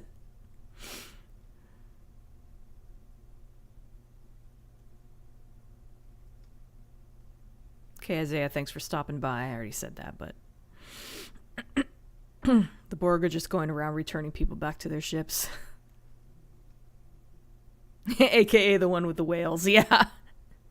That episode should not have... That movie should not have worked, but it did.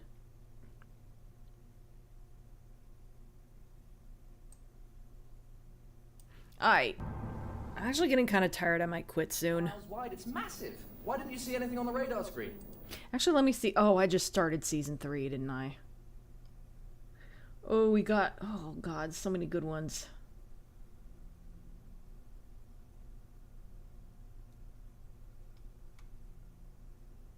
After this, we got... I'll at least watch Polymorph, and we'll see about Body Swap and Time Slides. Well, the thing about a black hole is it's black. And the thing about space, the colour of space, is it's black.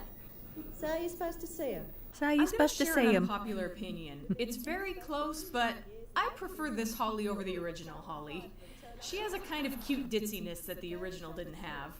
So anyway, Holly has suddenly spotted 5 black holes, so Rimmer and Lister are abandoning ship and taking their favorite belongings with them just in case. Rimmer has an expensive chest full of mementos and a stashed away savings. That's going to come up again later. And you had the front to borrow money off me to buy me a birthday I just got here. So with all the other changes I talked about last time, I didn't get around to the changes in Lister's look. He's gone from simple t-shirts and Hawaiian shirts to a black leather jacket, which he has heavily personalized. Lister's outfit change. His look in general is a lot more interesting and utilitarian. Anyway, Crichton and Cat are leaving Red Dwarf as well in the Blue Midget. I guess they must be going off in different directions because there would have been plenty of room for everyone in Starbug, according to later seasons anyway. Meanwhile, Holly will maneuver Red Dwarf around the black holes and they'll all rendezvous on the other side.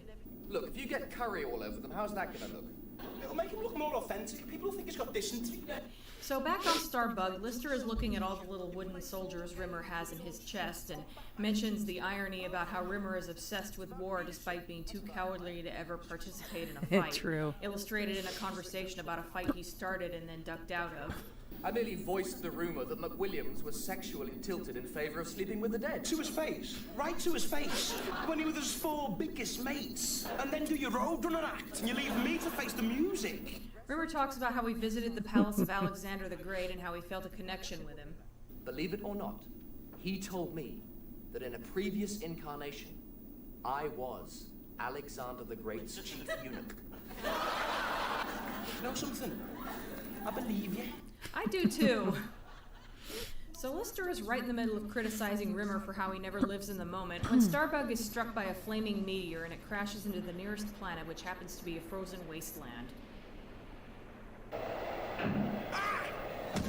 Fun fact, the fall that Craig Charles took here was real. They were using soap flakes for the snow and he just slipped on them. They kept it because it's hilarious. I like how Rimmer is wearing a coat like he'd really need one. I guess it's a military thing and he's just that picky about sticking to protocol. Still snowing, is it? So anyway, now they're stranded and there's a limit to how much food there is. There's half a bag of soggy smoky bacon crisps, a tin of mustard powder, a brown lemon, 2 bottles of vinegar, and a tube of Bonjela gum ointment. And that's it, there's nothing else. Just a pot noodle. Oh, and I found a tin of dog food in the tool cupboard. Well, it's obvious what gets eaten last then, isn't it? Can't stand pot noodles. So of course Lister is hungry and everything is reminding him of food. Look at these books. Charles Lamb, Herman Wack, The Complete Works of Francis Bacon, The Caretaker by Harold Pinter. Okay, so a eunuch is it was a man who was essentially his job was to guard like a group of like a harem. Like if a guy had a harem, he would have a eunuch to guard them, and to make sure that the guy wouldn't have sex with any of the women, he was castrated. Oh, well, I already explained it to you, so too late. It's Pinter! Lister needs to take his mind off of food, so he tries to get Rimmer to tell him about how he lost his virginity. The first time was with this girl I met at cadet school called Sandra. I thought it was Yvonne Magruder. So Lister tells his own story, and apparently it involved a golf course. I was so excited I nearly dropped my skateboard. Skateboard? How old were you? 12. 12? Ew. You can't have been a full member of the golf club then. You did it on a golf course and you weren't a member? You didn't pay any green fees or anything? That's an odd detail to fixate on. Anyway, Lister starts tearing pages out of the books to burn. Remember, it's a frozen wasteland outside, so there are no trees. And of course, Rimmer doesn't approve. Just being in a book. But it's not just a book. It's the only copy of probably the greatest work in English literature. Have you ever actually read any of it? I've seen West Side Story, that's based on it. He even brilliantly acts out a quote from Richard III. Now! That's all I can remember. He is allowed to burn most of Lolita, however. Save page 61. That bit. It's disgusting. I'll save. Sometime later, Shakespeare is on the fire and Lister is about to eat dog food. And you can take that look off your face like I'm doing something disgusting. I'm just trying to stay alive. Face. I'm sure the dog food will be lovely. For maximum grossness, they got the camera in as close as they could to the point where it's actually touching his hand. Well, now I can see why dogs lick their testicles. It's take away the taste of the food. According to Craig Charles, it was not actually dog food. That wasn't really dog food. I've said it was and all that kind of stuff, but it wasn't really dog food. But it was still pretty gross. Well, now the books have all been burned, and Lister starts looking at Rimmer's wooden chest with all the little wooden soldiers and paper money inside. Rimmer relents on the money, deciding that the nostalgic value of the chest itself and the soldiers is worth more. But Lister wants to burn the soldiers next. You've got to get your priorities right. I mean, nothing's more important than a human life. What about your guitar? Except my guitar.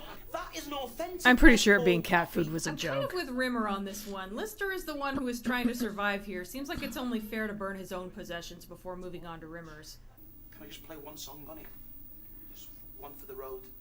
Rimmer's reaction to Lister's guitar playing isn't too different from his reaction to Lister eating dog food. Just gonna... So as soon as Rimmer leaves, Lister cuts a guitar-shaped hole out of Rimmer's trunk, burns that, and hides the guitar.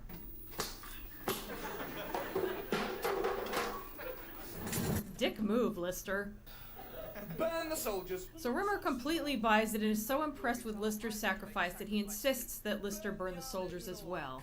And so he gives them a proper send-off.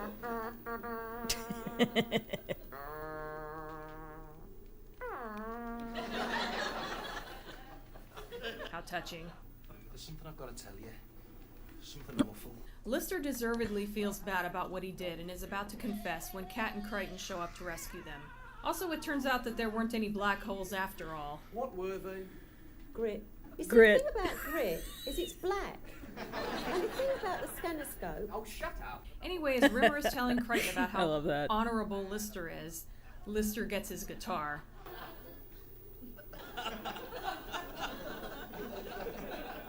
Open the trunk. And Hi, Rimmer George. finally figures out what happened. Get the hacksaw and follow me. We're going to do to Lister what Alexander the Great once did to me. Yikes. And so ends Marooned. With a hacksaw, no less. Oof. Marooned uses a really popular sitcom trope called Locked in a Freezer, where two characters are at odds with each other and end Good up old locked TV in a room tropes. together where, while facing the possibility of death, they end up making peace with each other before being rescued. More often than not, it seems to be a meat locker, but elevators are a popular setting too. However, the That ending episode of Night subverts Court it. a little So bit. this episode is mostly predictable. That's not a bad thing, though. Red Dwarf can get away with these kinds of cliches because it has such fun characters and the writing is really strong. Also, they got creative and decided to use a handheld camera for a lot of the shots in Starbug to make it feel even more claustrophobic. This might possibly be the first time that that was done for a sitcom. There isn't much else to say about Marooned. It's fairly straightforward, but again, that's not a bad thing. Next up is a classic, Polymorph. See you then.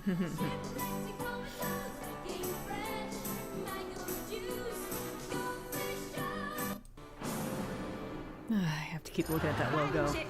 Oh god, now the sirens bust. Awooga, awooga, abandoned ship. Awooga, awooga.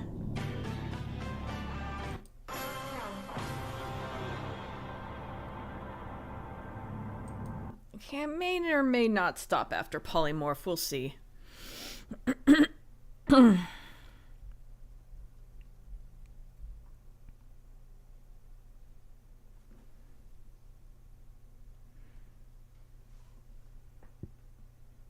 Scar is a hero who brought Mufasa back to life.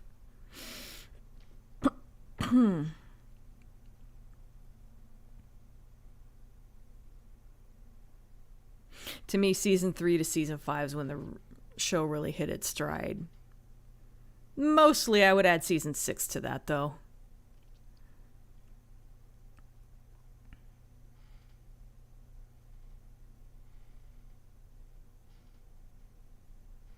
No problem, Cinematic Sith. I just got here. I already read that comment earlier. I love the scene where Chekhov is repeatedly asking that cop where he can find the nuclear vessels, wondering why he's staring at him suspiciously.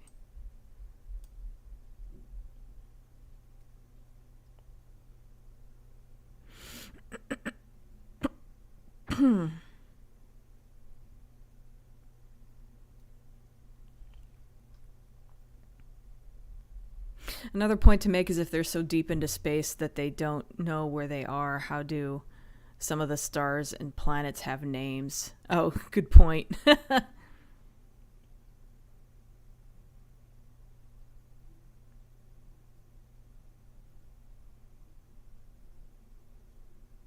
Wonder how many people got the meaning of the term eunuch. I mean, I thought it was a fairly common term, but maybe it's not. I mean, like, common enough. I reckon this is the episode that created the Lister Rimmer shippers, which led to the kiss in Series 7. Could be. I love the outtake with Lister's reaction to Rimmer's eunuch comment. I don't remember that one. That was where I explained what a eunuch was.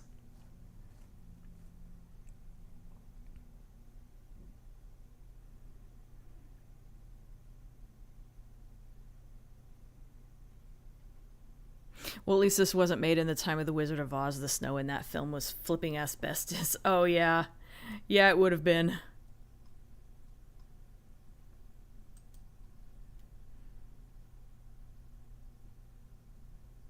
Now! I love to think that the story about Rimmer losing his virginity in his brother's Bentley was written with Chris in mind rather than Rimmer, given Chris's love of classic cars. Could be.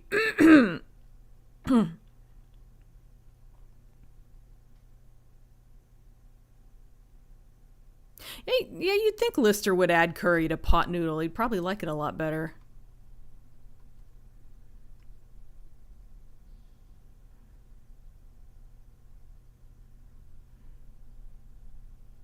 I think the look of disgust on Chris Berry's face was real. Yeah, it might have been. Definitive version of Casablanca. The way Chris recites Richard III and him straightening right up after is such a simple gesture, but it's really funny how quickly he does it after that line. Yeah. That whole bit was so funny. Even after reading the play, I didn't know which speech he was talking about. Didn't realize it was now is the winter of our discontent until years later.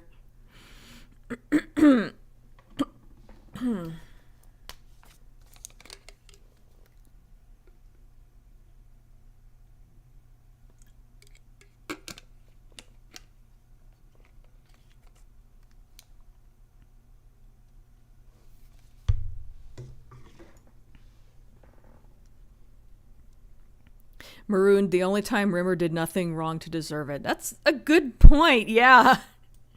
Lister was just kind of being an asshole unprovoked that whole time. Yeah, the "it was actually cat food" line was a joke from one of the Smeg Ups videos, I think based off a joke Chris Charles would say at conventions. Yeah, I've heard that he used to say that at conventions and such. Looking through the guitar-shaped hole, one of the greatest camera angles in TV history. Yeah, that is pretty cool.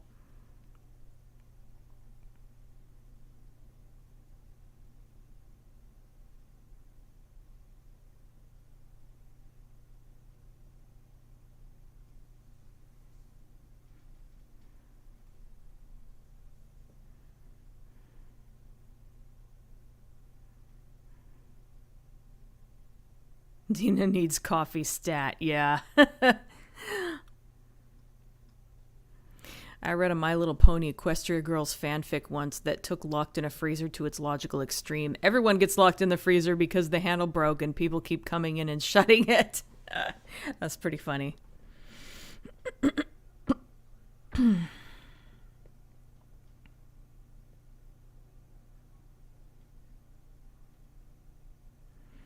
Ghostbusters went backwards, it's about the dead going back to their graves and the team going back to college.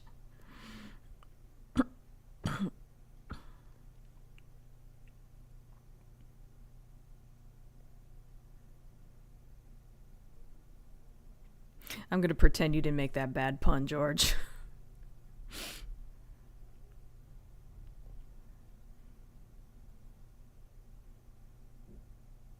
Series 6 was still amazing, but I felt it relied too much on reused gags, Space Corps directives, cat scent powers, etc. I didn't feel like it relied on them.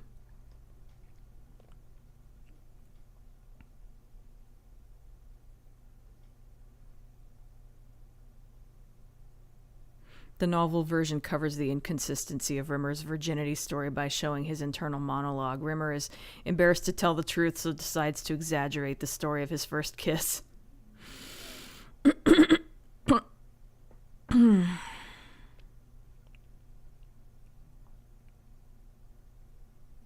You could also argue that Quarantine was an episode where Rimmer didn't deserve the ending he got. He didn't catch the holovirus on purpose after all. Yeah, good point. I thought that ending was a little mean-spirited. The castrati? They were boys made to eunuchs before puberty, specifically to be the most angelic of opera singers. Weird history. I feel like I've heard that before.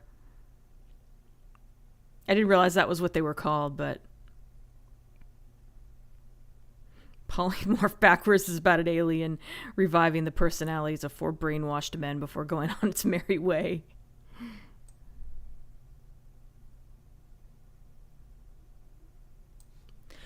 Alright, this might be the last one. We'll see. This week's Red Dwarf contains scenes which are unsuitable for younger viewers and people of a nervous disposition. Voice sounds familiar. You have been warned. As ominous as that sounds, I'm not really sure what it's for. I guess this is the raunchiest episode so far, but there are later episodes that are arguably worse. Danger. Anyway, an audible warning comes from a pod that tells us that there was a creature on board that was very hostile, and it somehow made its way onto Red Dwarf. It's also really ugly, and a shapeshifter. Not too little, and not too much. Meanwhile, Lister is cooking. Maybe that's what the warning at the beginning was about. Lister is using nearly a whole can of chili powder in a kebab. Be afraid. And we see the first appearance of Crichton's groinal socket. What, so you just like stick the head whisk attachment on the end and you can like whip up a Spanish omelette? But it's amazing how few people are prepared to eat them. We actually get to see an example of that in season 7 when he uses it to stir everyone's coffee. I love how he randomly high-fived Cat on his way out. Back to the horrors of Lister's cooking. Apparently he got all the utensils from the medical unit. Lemon juice? What the hell is that?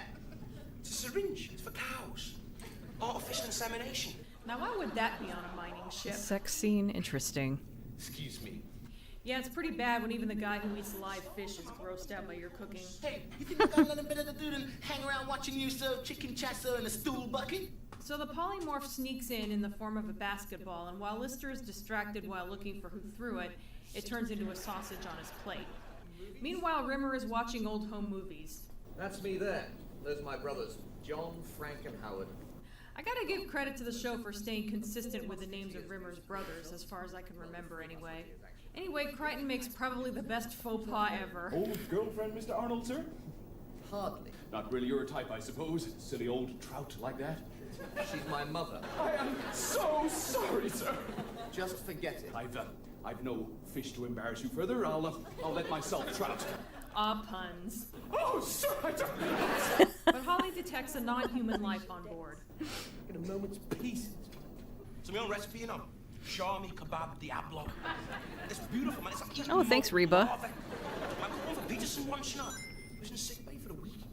So the polymorph attacks Lister and gets away, and then turns into a pair of Lister's boxers, which begin to shrink after he puts them on. There we go. And of course, Rimmer walks in at the most awkward moment possible. Well, I can't say I'm totally shocked. You'll bonk anything, won't you, Lister? Stay classy, Red Dwarf. The polymorph then turns into a snake, which is Lister's second worst fear. What's your first? And then this thing, which looks a bit like a xenomorph. This? So while Lister is in sickbay, Holly and Crichton have figured out what the polymorph is. It's not an alien, of course, but a failed experiment from Earth. So what did go wrong? It's insane. It's a shapeshifter that takes specific forms to elicit an emotion from its prey, and then it feeds on said emotion. In Lister's case, it terrified him and then drained his fear. What are we gonna do? Well, I say let's get out there and twat it. This is the first time I ever heard twat used as a verb, and I kind of love it. One swift knee and a happy Get out there and twat it. So Lister losing his fear causes him to become extremely hostile and aggressive. I'm gonna rip out his windpipe and beat it to death with a tonsil end. I'll share my thoughts on that at the end. Pal, you starting trouble. Just a little something to calm you down, sir. Come on then, all of you slags. So Rimmer, Crichton, and Cat go to find the polymorph. Colorful lighting aside, this scene feels a bit like Alien. Actually, Red Dwarf references Alien and Aliens a lot. It does. I'll have to go into that more sometime.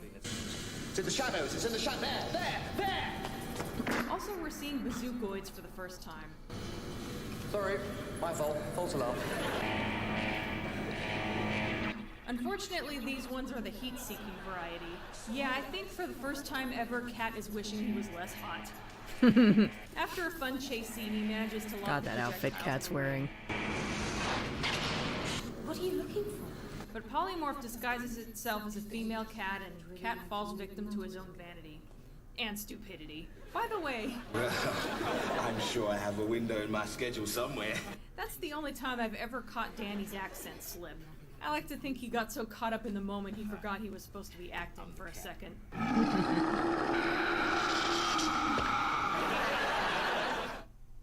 Oh my goodness! Are you all right? I love how Crichton pets him. That's kind of adorable. But according to these size scans, he appears to have lost an emotion. Also, where would they be without the size scan to tell them whatever they needed to know at any given moment? Now look at him.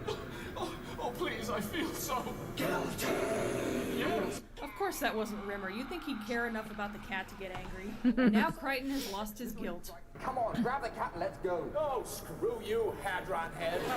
Meanwhile, Polymorph manages to get into the medical bay and take the form of Rimmer's mother. You just had my mother. Oh, here we go. 5 times. He was like a wild stallion. He was like a set of pistons in an ocean liner engine room. I honestly thought my false teeth were going to fall out. Wow, so much TMI. The things this boy can do with Alpha Betty Spaghetti. Alpha Betty Spaghetti? And that's where he draws the line. Also, there's no point in having a Best Face award for this show. Rimmer would win every episode. And now Rimmer has lost his anger. I think that was a thing I did with My Little Pony. I would always have a Best Face award. An armor-plated alien killing machine doesn't mean it's a bad person. So the plan ends up being that Lister will let the polymorph eat him, and while it's distracted, Crichton will kill it. Meanwhile, Rimmer will protest, and Cat will thanks again, hold up Reba. a sign made of a piece of cardboard saying something like, "Please help, God bless." Yeah, there's a lot of homeless people in my area. What are we going to call ourselves? Which is the Committee for the Liberation and Integration of Terrifying Organisms and their Rehabilitation into Society. One drawback with that, the abbreviation is clitoris. As luck would have That's it, the they best end up opening acronym. the door where Cat has trapped the heat-seeking projectiles earlier, killing the polymorph, and somehow this results in them getting their emotions back. What am I wearing? Oh, how can you ever forgive me, sirs? I'm not going to bother questioning it. However, it turns out that there were 2 polymorphs in the pod. And in case you didn't notice Lister walking by twice, and so ends Polymorph. This episode is a fan favorite, and it's one of mine too. But I just can't keep myself from nitpicking something, and that's the fact that some of their behavior isn't exactly consistent with their characters and with what emotion they're lacking. Basically, Lister turns into a violent asshole, which is funny, but are we really supposed to believe that fear of repercussions for those actions was the only thing keeping Lister from being that way by default?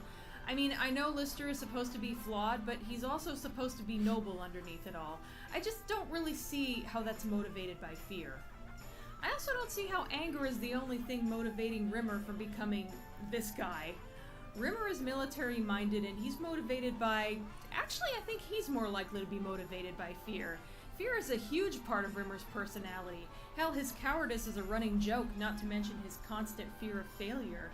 Crichton I won't be as hard on. Guilt is more of a legit motivation of doing the right thing, and in Crichton's case, he's basically still learning what emotions are and how to deal with them, so I can imagine that his are less complex than that of Lister and Rimmer. I think Cat's is the one that makes the most sense. Vanity is the thing that keeps one motivated to keep up one's appearance, and it kind of ties in with self-confidence. But that said, none of this ruins the episode for me or anything. Red Dwarf just runs on rule of funny sometimes, and I accept that. At the end of the day, it's a sitcom. It's great that it can be thought-provoking at times, but it doesn't always have to be. Plus, the actors clearly had fun with this episode. Oh, and despite the sequel hook at the end, there is really no direct sequel to this episode. There is an episode in Season 6 called Emo Hawk Polymorph 2, but it really isn't a true sequel. It involves them landing on a planet where they encounter a different polymorph. Oh, thanks, Also, Special at some Iron. point, the ending to this episode was remastered and included epilogue text saying that the second polymorph hid in Lister's underwear drawer where it eventually died of old age. According to Doug Naylor, the change was because he was getting tired of fans asking what happened to the second polymorph. Next up is Body Swap. See you then. Yeah, I forgot how funny Polymorph was. I know it's a fan favorite, but... The life forms. Whoops. Duty to contact other life forms, exchange information, and wherever possible, bring them home. What about the Rimmer Directive, which states never tangle with anything that's got more teeth than the entire Osmond family? More teeth than the Osmond family. Oops, where's the...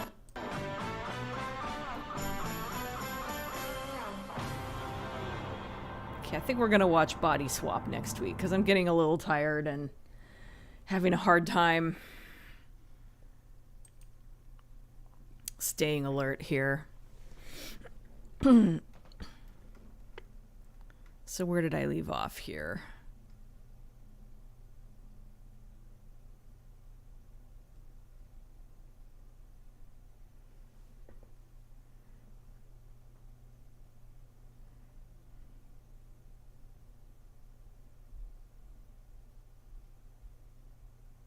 The beginning backwards is Lister going back to soup vendor repair duties 3 million years later.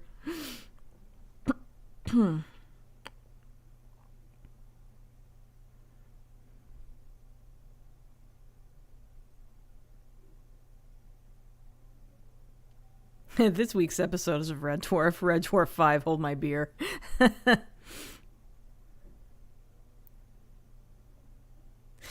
I kind of read this already, but I think they were asked to put that on because of the sex scene, but they played it up to be about the horror. I'd never heard that one, but that's interesting.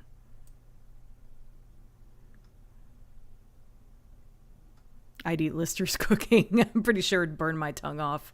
I think it might be a reference to Frankenstein with the warning at the beginning. It's a famous scene that not the only show to reference it. Huh. I don't remember that from Frankenstein, but it's been a very long time since I saw it. Yes, it has been a while, Reba. Finally getting, I thanked you for the things, but I didn't really read your message out loud.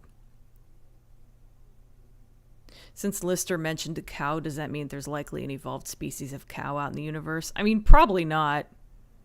Only the cats survived because they were in the hull. I remember a colleague turning up for work once who was also a Red Dwarf fan. I put a hand-drawn poster on the staff fridge that read embryo refrigeration unit. That's cute.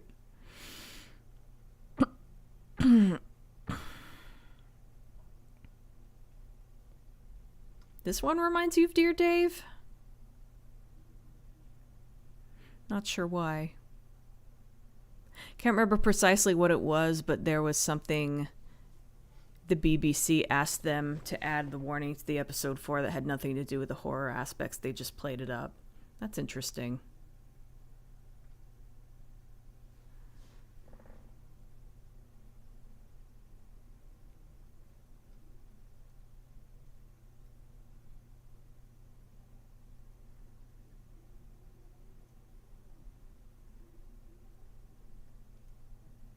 So like the Blob remake and The Thing combined.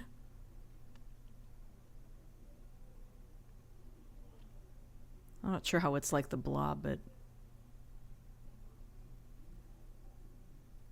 somebody's being really loud. I don't know if it's the neighbors or if Lee has his TV up really loud or something.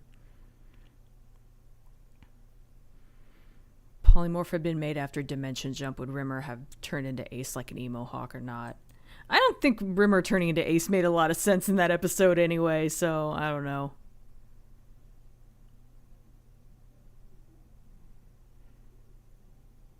I like the idea that without his fear, Lister is just constantly angry and violent, which implies he's afraid of what he can do if he loses control. I guess that makes sense. I don't know.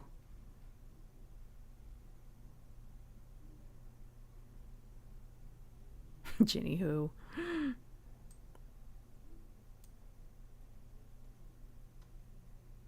Being Red Dwarf and considering it first arrives as a ball, maybe it's referencing Darkstar?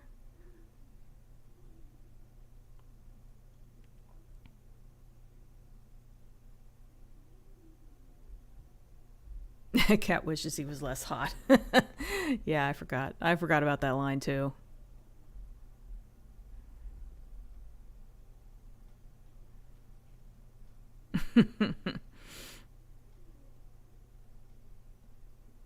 I prefer the old size scan 345, and if it does take some time to warm up. Thanks again for the donations, Reba. You said you're dropping in to say hi, so you might be gone.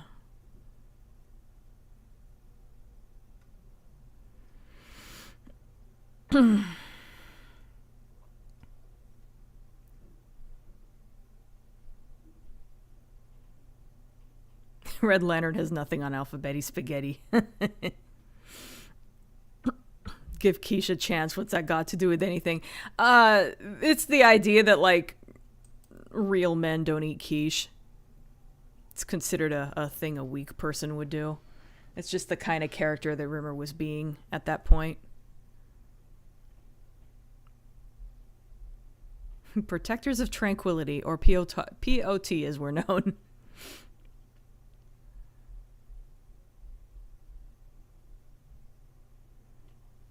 That acronym reminds me of the one from GTA, Citizens United, negating technology for life and people's safety. So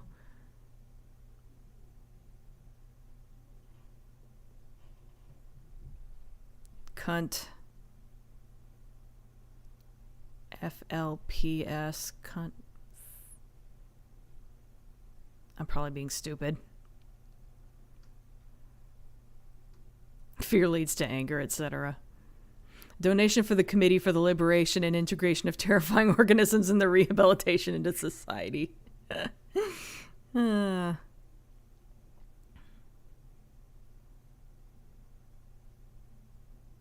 really wish Emo Hawk was just called Emo Hawk. Polymorph 2 is so spoilery. Yeah, that's a good point.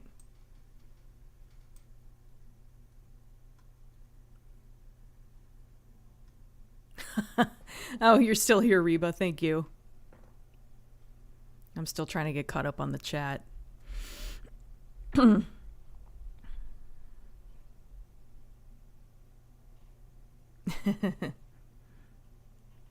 not leaving yet, you guys.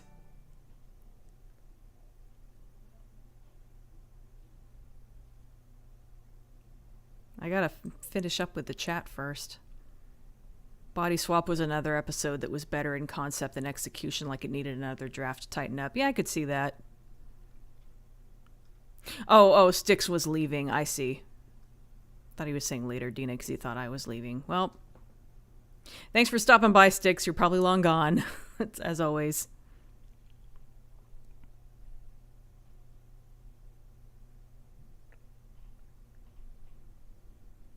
I'm pretty sure everyone likes having you around, Reba. I mean, everyone here anyway. Oh my god, you guys.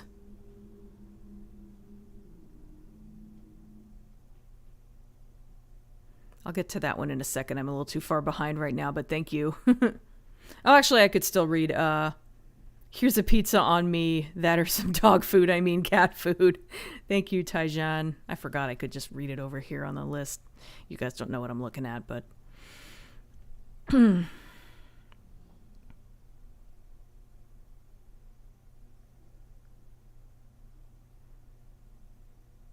Oh, hi, St. Clinton. I didn't realize you were... It's the first time I saw you post, I think. Oh, shucks, you're helping me stay awake here at work. Yeah, I know the feeling. I always listen to YouTube videos while I work. Need to go back and rewatch some of your vlogs. I remember them being entertaining. Thank you. Like I said, I hope to finish the Monsters and Alien Nation one sometime this year. Just to have them done. Might have been back in the day when they premiered Frankenstein for the first time. Before the show, they gave the warning. That's interesting. I don't remember that.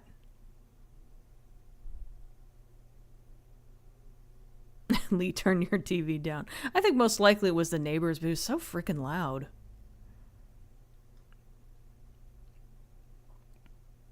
The Blob remake had the creature be an experiment gone wrong, so that put the notion in my mind. Oh, okay. I didn't remember the remake too well. Polymorph was eating one emotion at a time while the Emo Hawk was feeding on multiple emotions. Rimmer lists them all out as he's being drained, so that's how Rimmer became Ace. I'm not sure about that. But it's been a while, so you might be right. I love how the Blob has such an oddly cheerful theme song at the start. I mean, it was an excuse for fan service, but at least they tried a bit to make it make sense.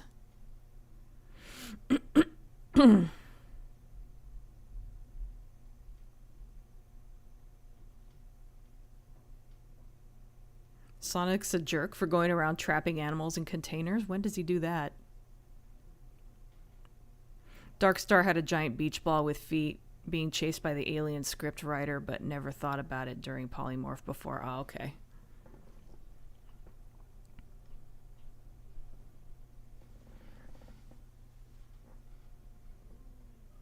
I think that someone's particularly happy they got Silent Hill Downpour.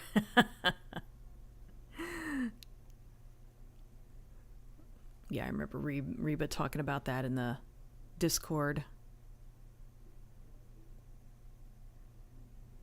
In case you haven't heard of Darkstar, it's John Carpenter's first film. Oh, that's right. Yeah, I have heard of that. It was the inspiration for Alien, mainly about astronauts in space blowing planets with a computer that goes insane. Yeah, it's the neighbors being loud. They're being so loud, though, they sound like they're in here with me.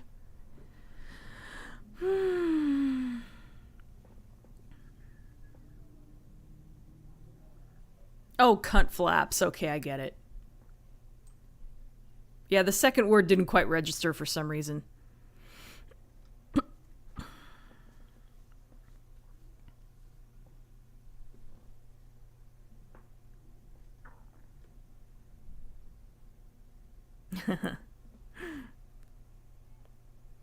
Reba Appreciation Society, or RAS for short. This town is full of monsters. How can you sit there and eat pizza? I mean, dog food. No, wait, I mean cat food? I don't know.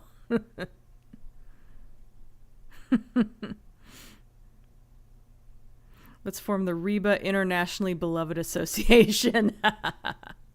There you go. I was wondering how you could form that into a funnier acronym.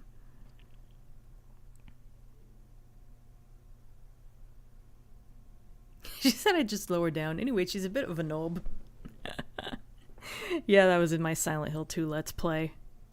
The one I did that before I streamed it. I did that scene with James and Eddie, except that I made Eddie Lister and I made James Rimmer.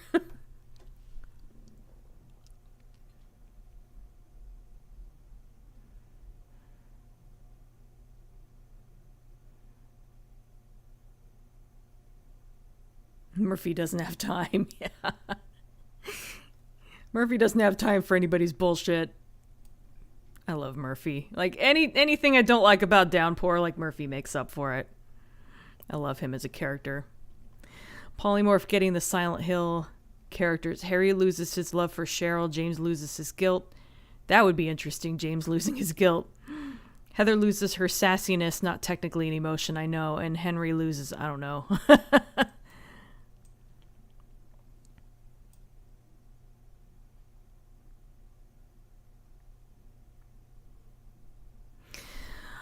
Only problem's that the computer I registered that name in is trapped in a loop now. This planet is full of monsters. How can you sit there and eat pot noodle? Technically, due to the acronym being in the acronym, it would be Reba, Reba, Reba, Reba, Reba, Reba. Toodly Pipsky. I forgot I added that. What would Henry lose? I can't think. I know, he'd have to have emotions first. Oh, poor Henry. Pizza, pot noodle, chili powder on kebabs. My tummy is getting the rumblies. This town is full of monsters. How can you sit there and eat Bonjela gum ointment? Oh, right. It's that minty flavor. It's quite nice. Been on a Silent Hill ride, games, movies that suck. And My Little Pony X Silent Hill, also known, oh, it's Silent Ponyville. I love Silent Ponyville. I came very close to doing an audio drama of it, but I decided to not do it in the end. I think I just didn't have time, and then the show ended, and it felt kind of pointless after that. Anyway, you guys, I went for 2.5 hours. It's not too bad. Oh crap, now the chat's picking up again. In a parallel universe, that pachinko game would be the best Silent Hill game. Poor Henry hide in a tunnel from the rain once and everyone won't ever shut up about it.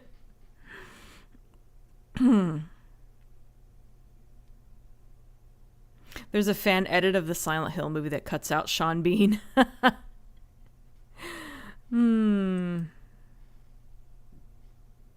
I could see that improving the movie a little bit. It doesn't fix everything, though.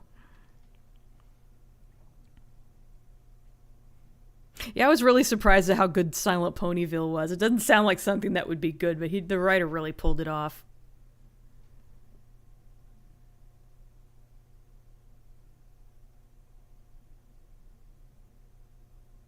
Apparently I missed whatever reference Ray was making. How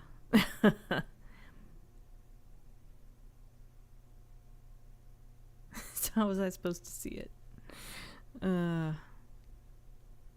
It fixes the runtime for sure. Yeah, it would help with that. Did you know the writer made physical copies of Silent Ponyville? Did I know that? I don't think I did. I know the guy who wrote Killer Rarity, the Killer Rarity verse. I know he made that into a book. Whatever the original story was called, I can't think of what it was called now. Mr. Bean and Silent Hill is the crossover we deserve. One of the few films Sean Bean doesn't die in.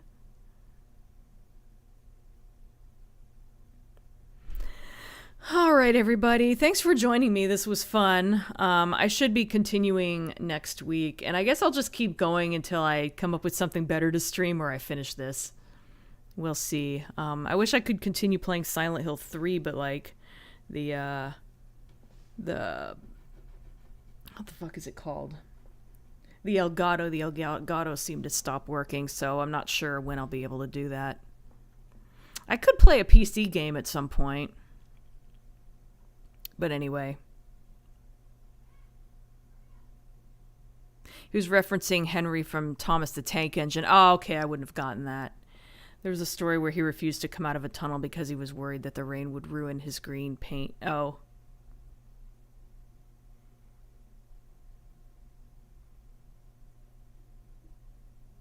Silent Hill would kick Mr. Bean out within 20 minutes.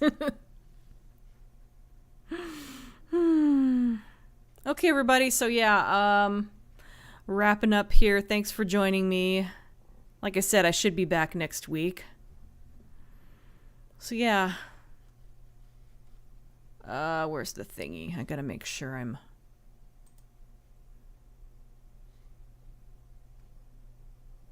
No problem, Flash. Glad you liked it. Oh, that's good, Reba. Yeah, I'd like to see you show up more. Glad to have made the tail end. That's usually what you do, George. So, all right. Bye.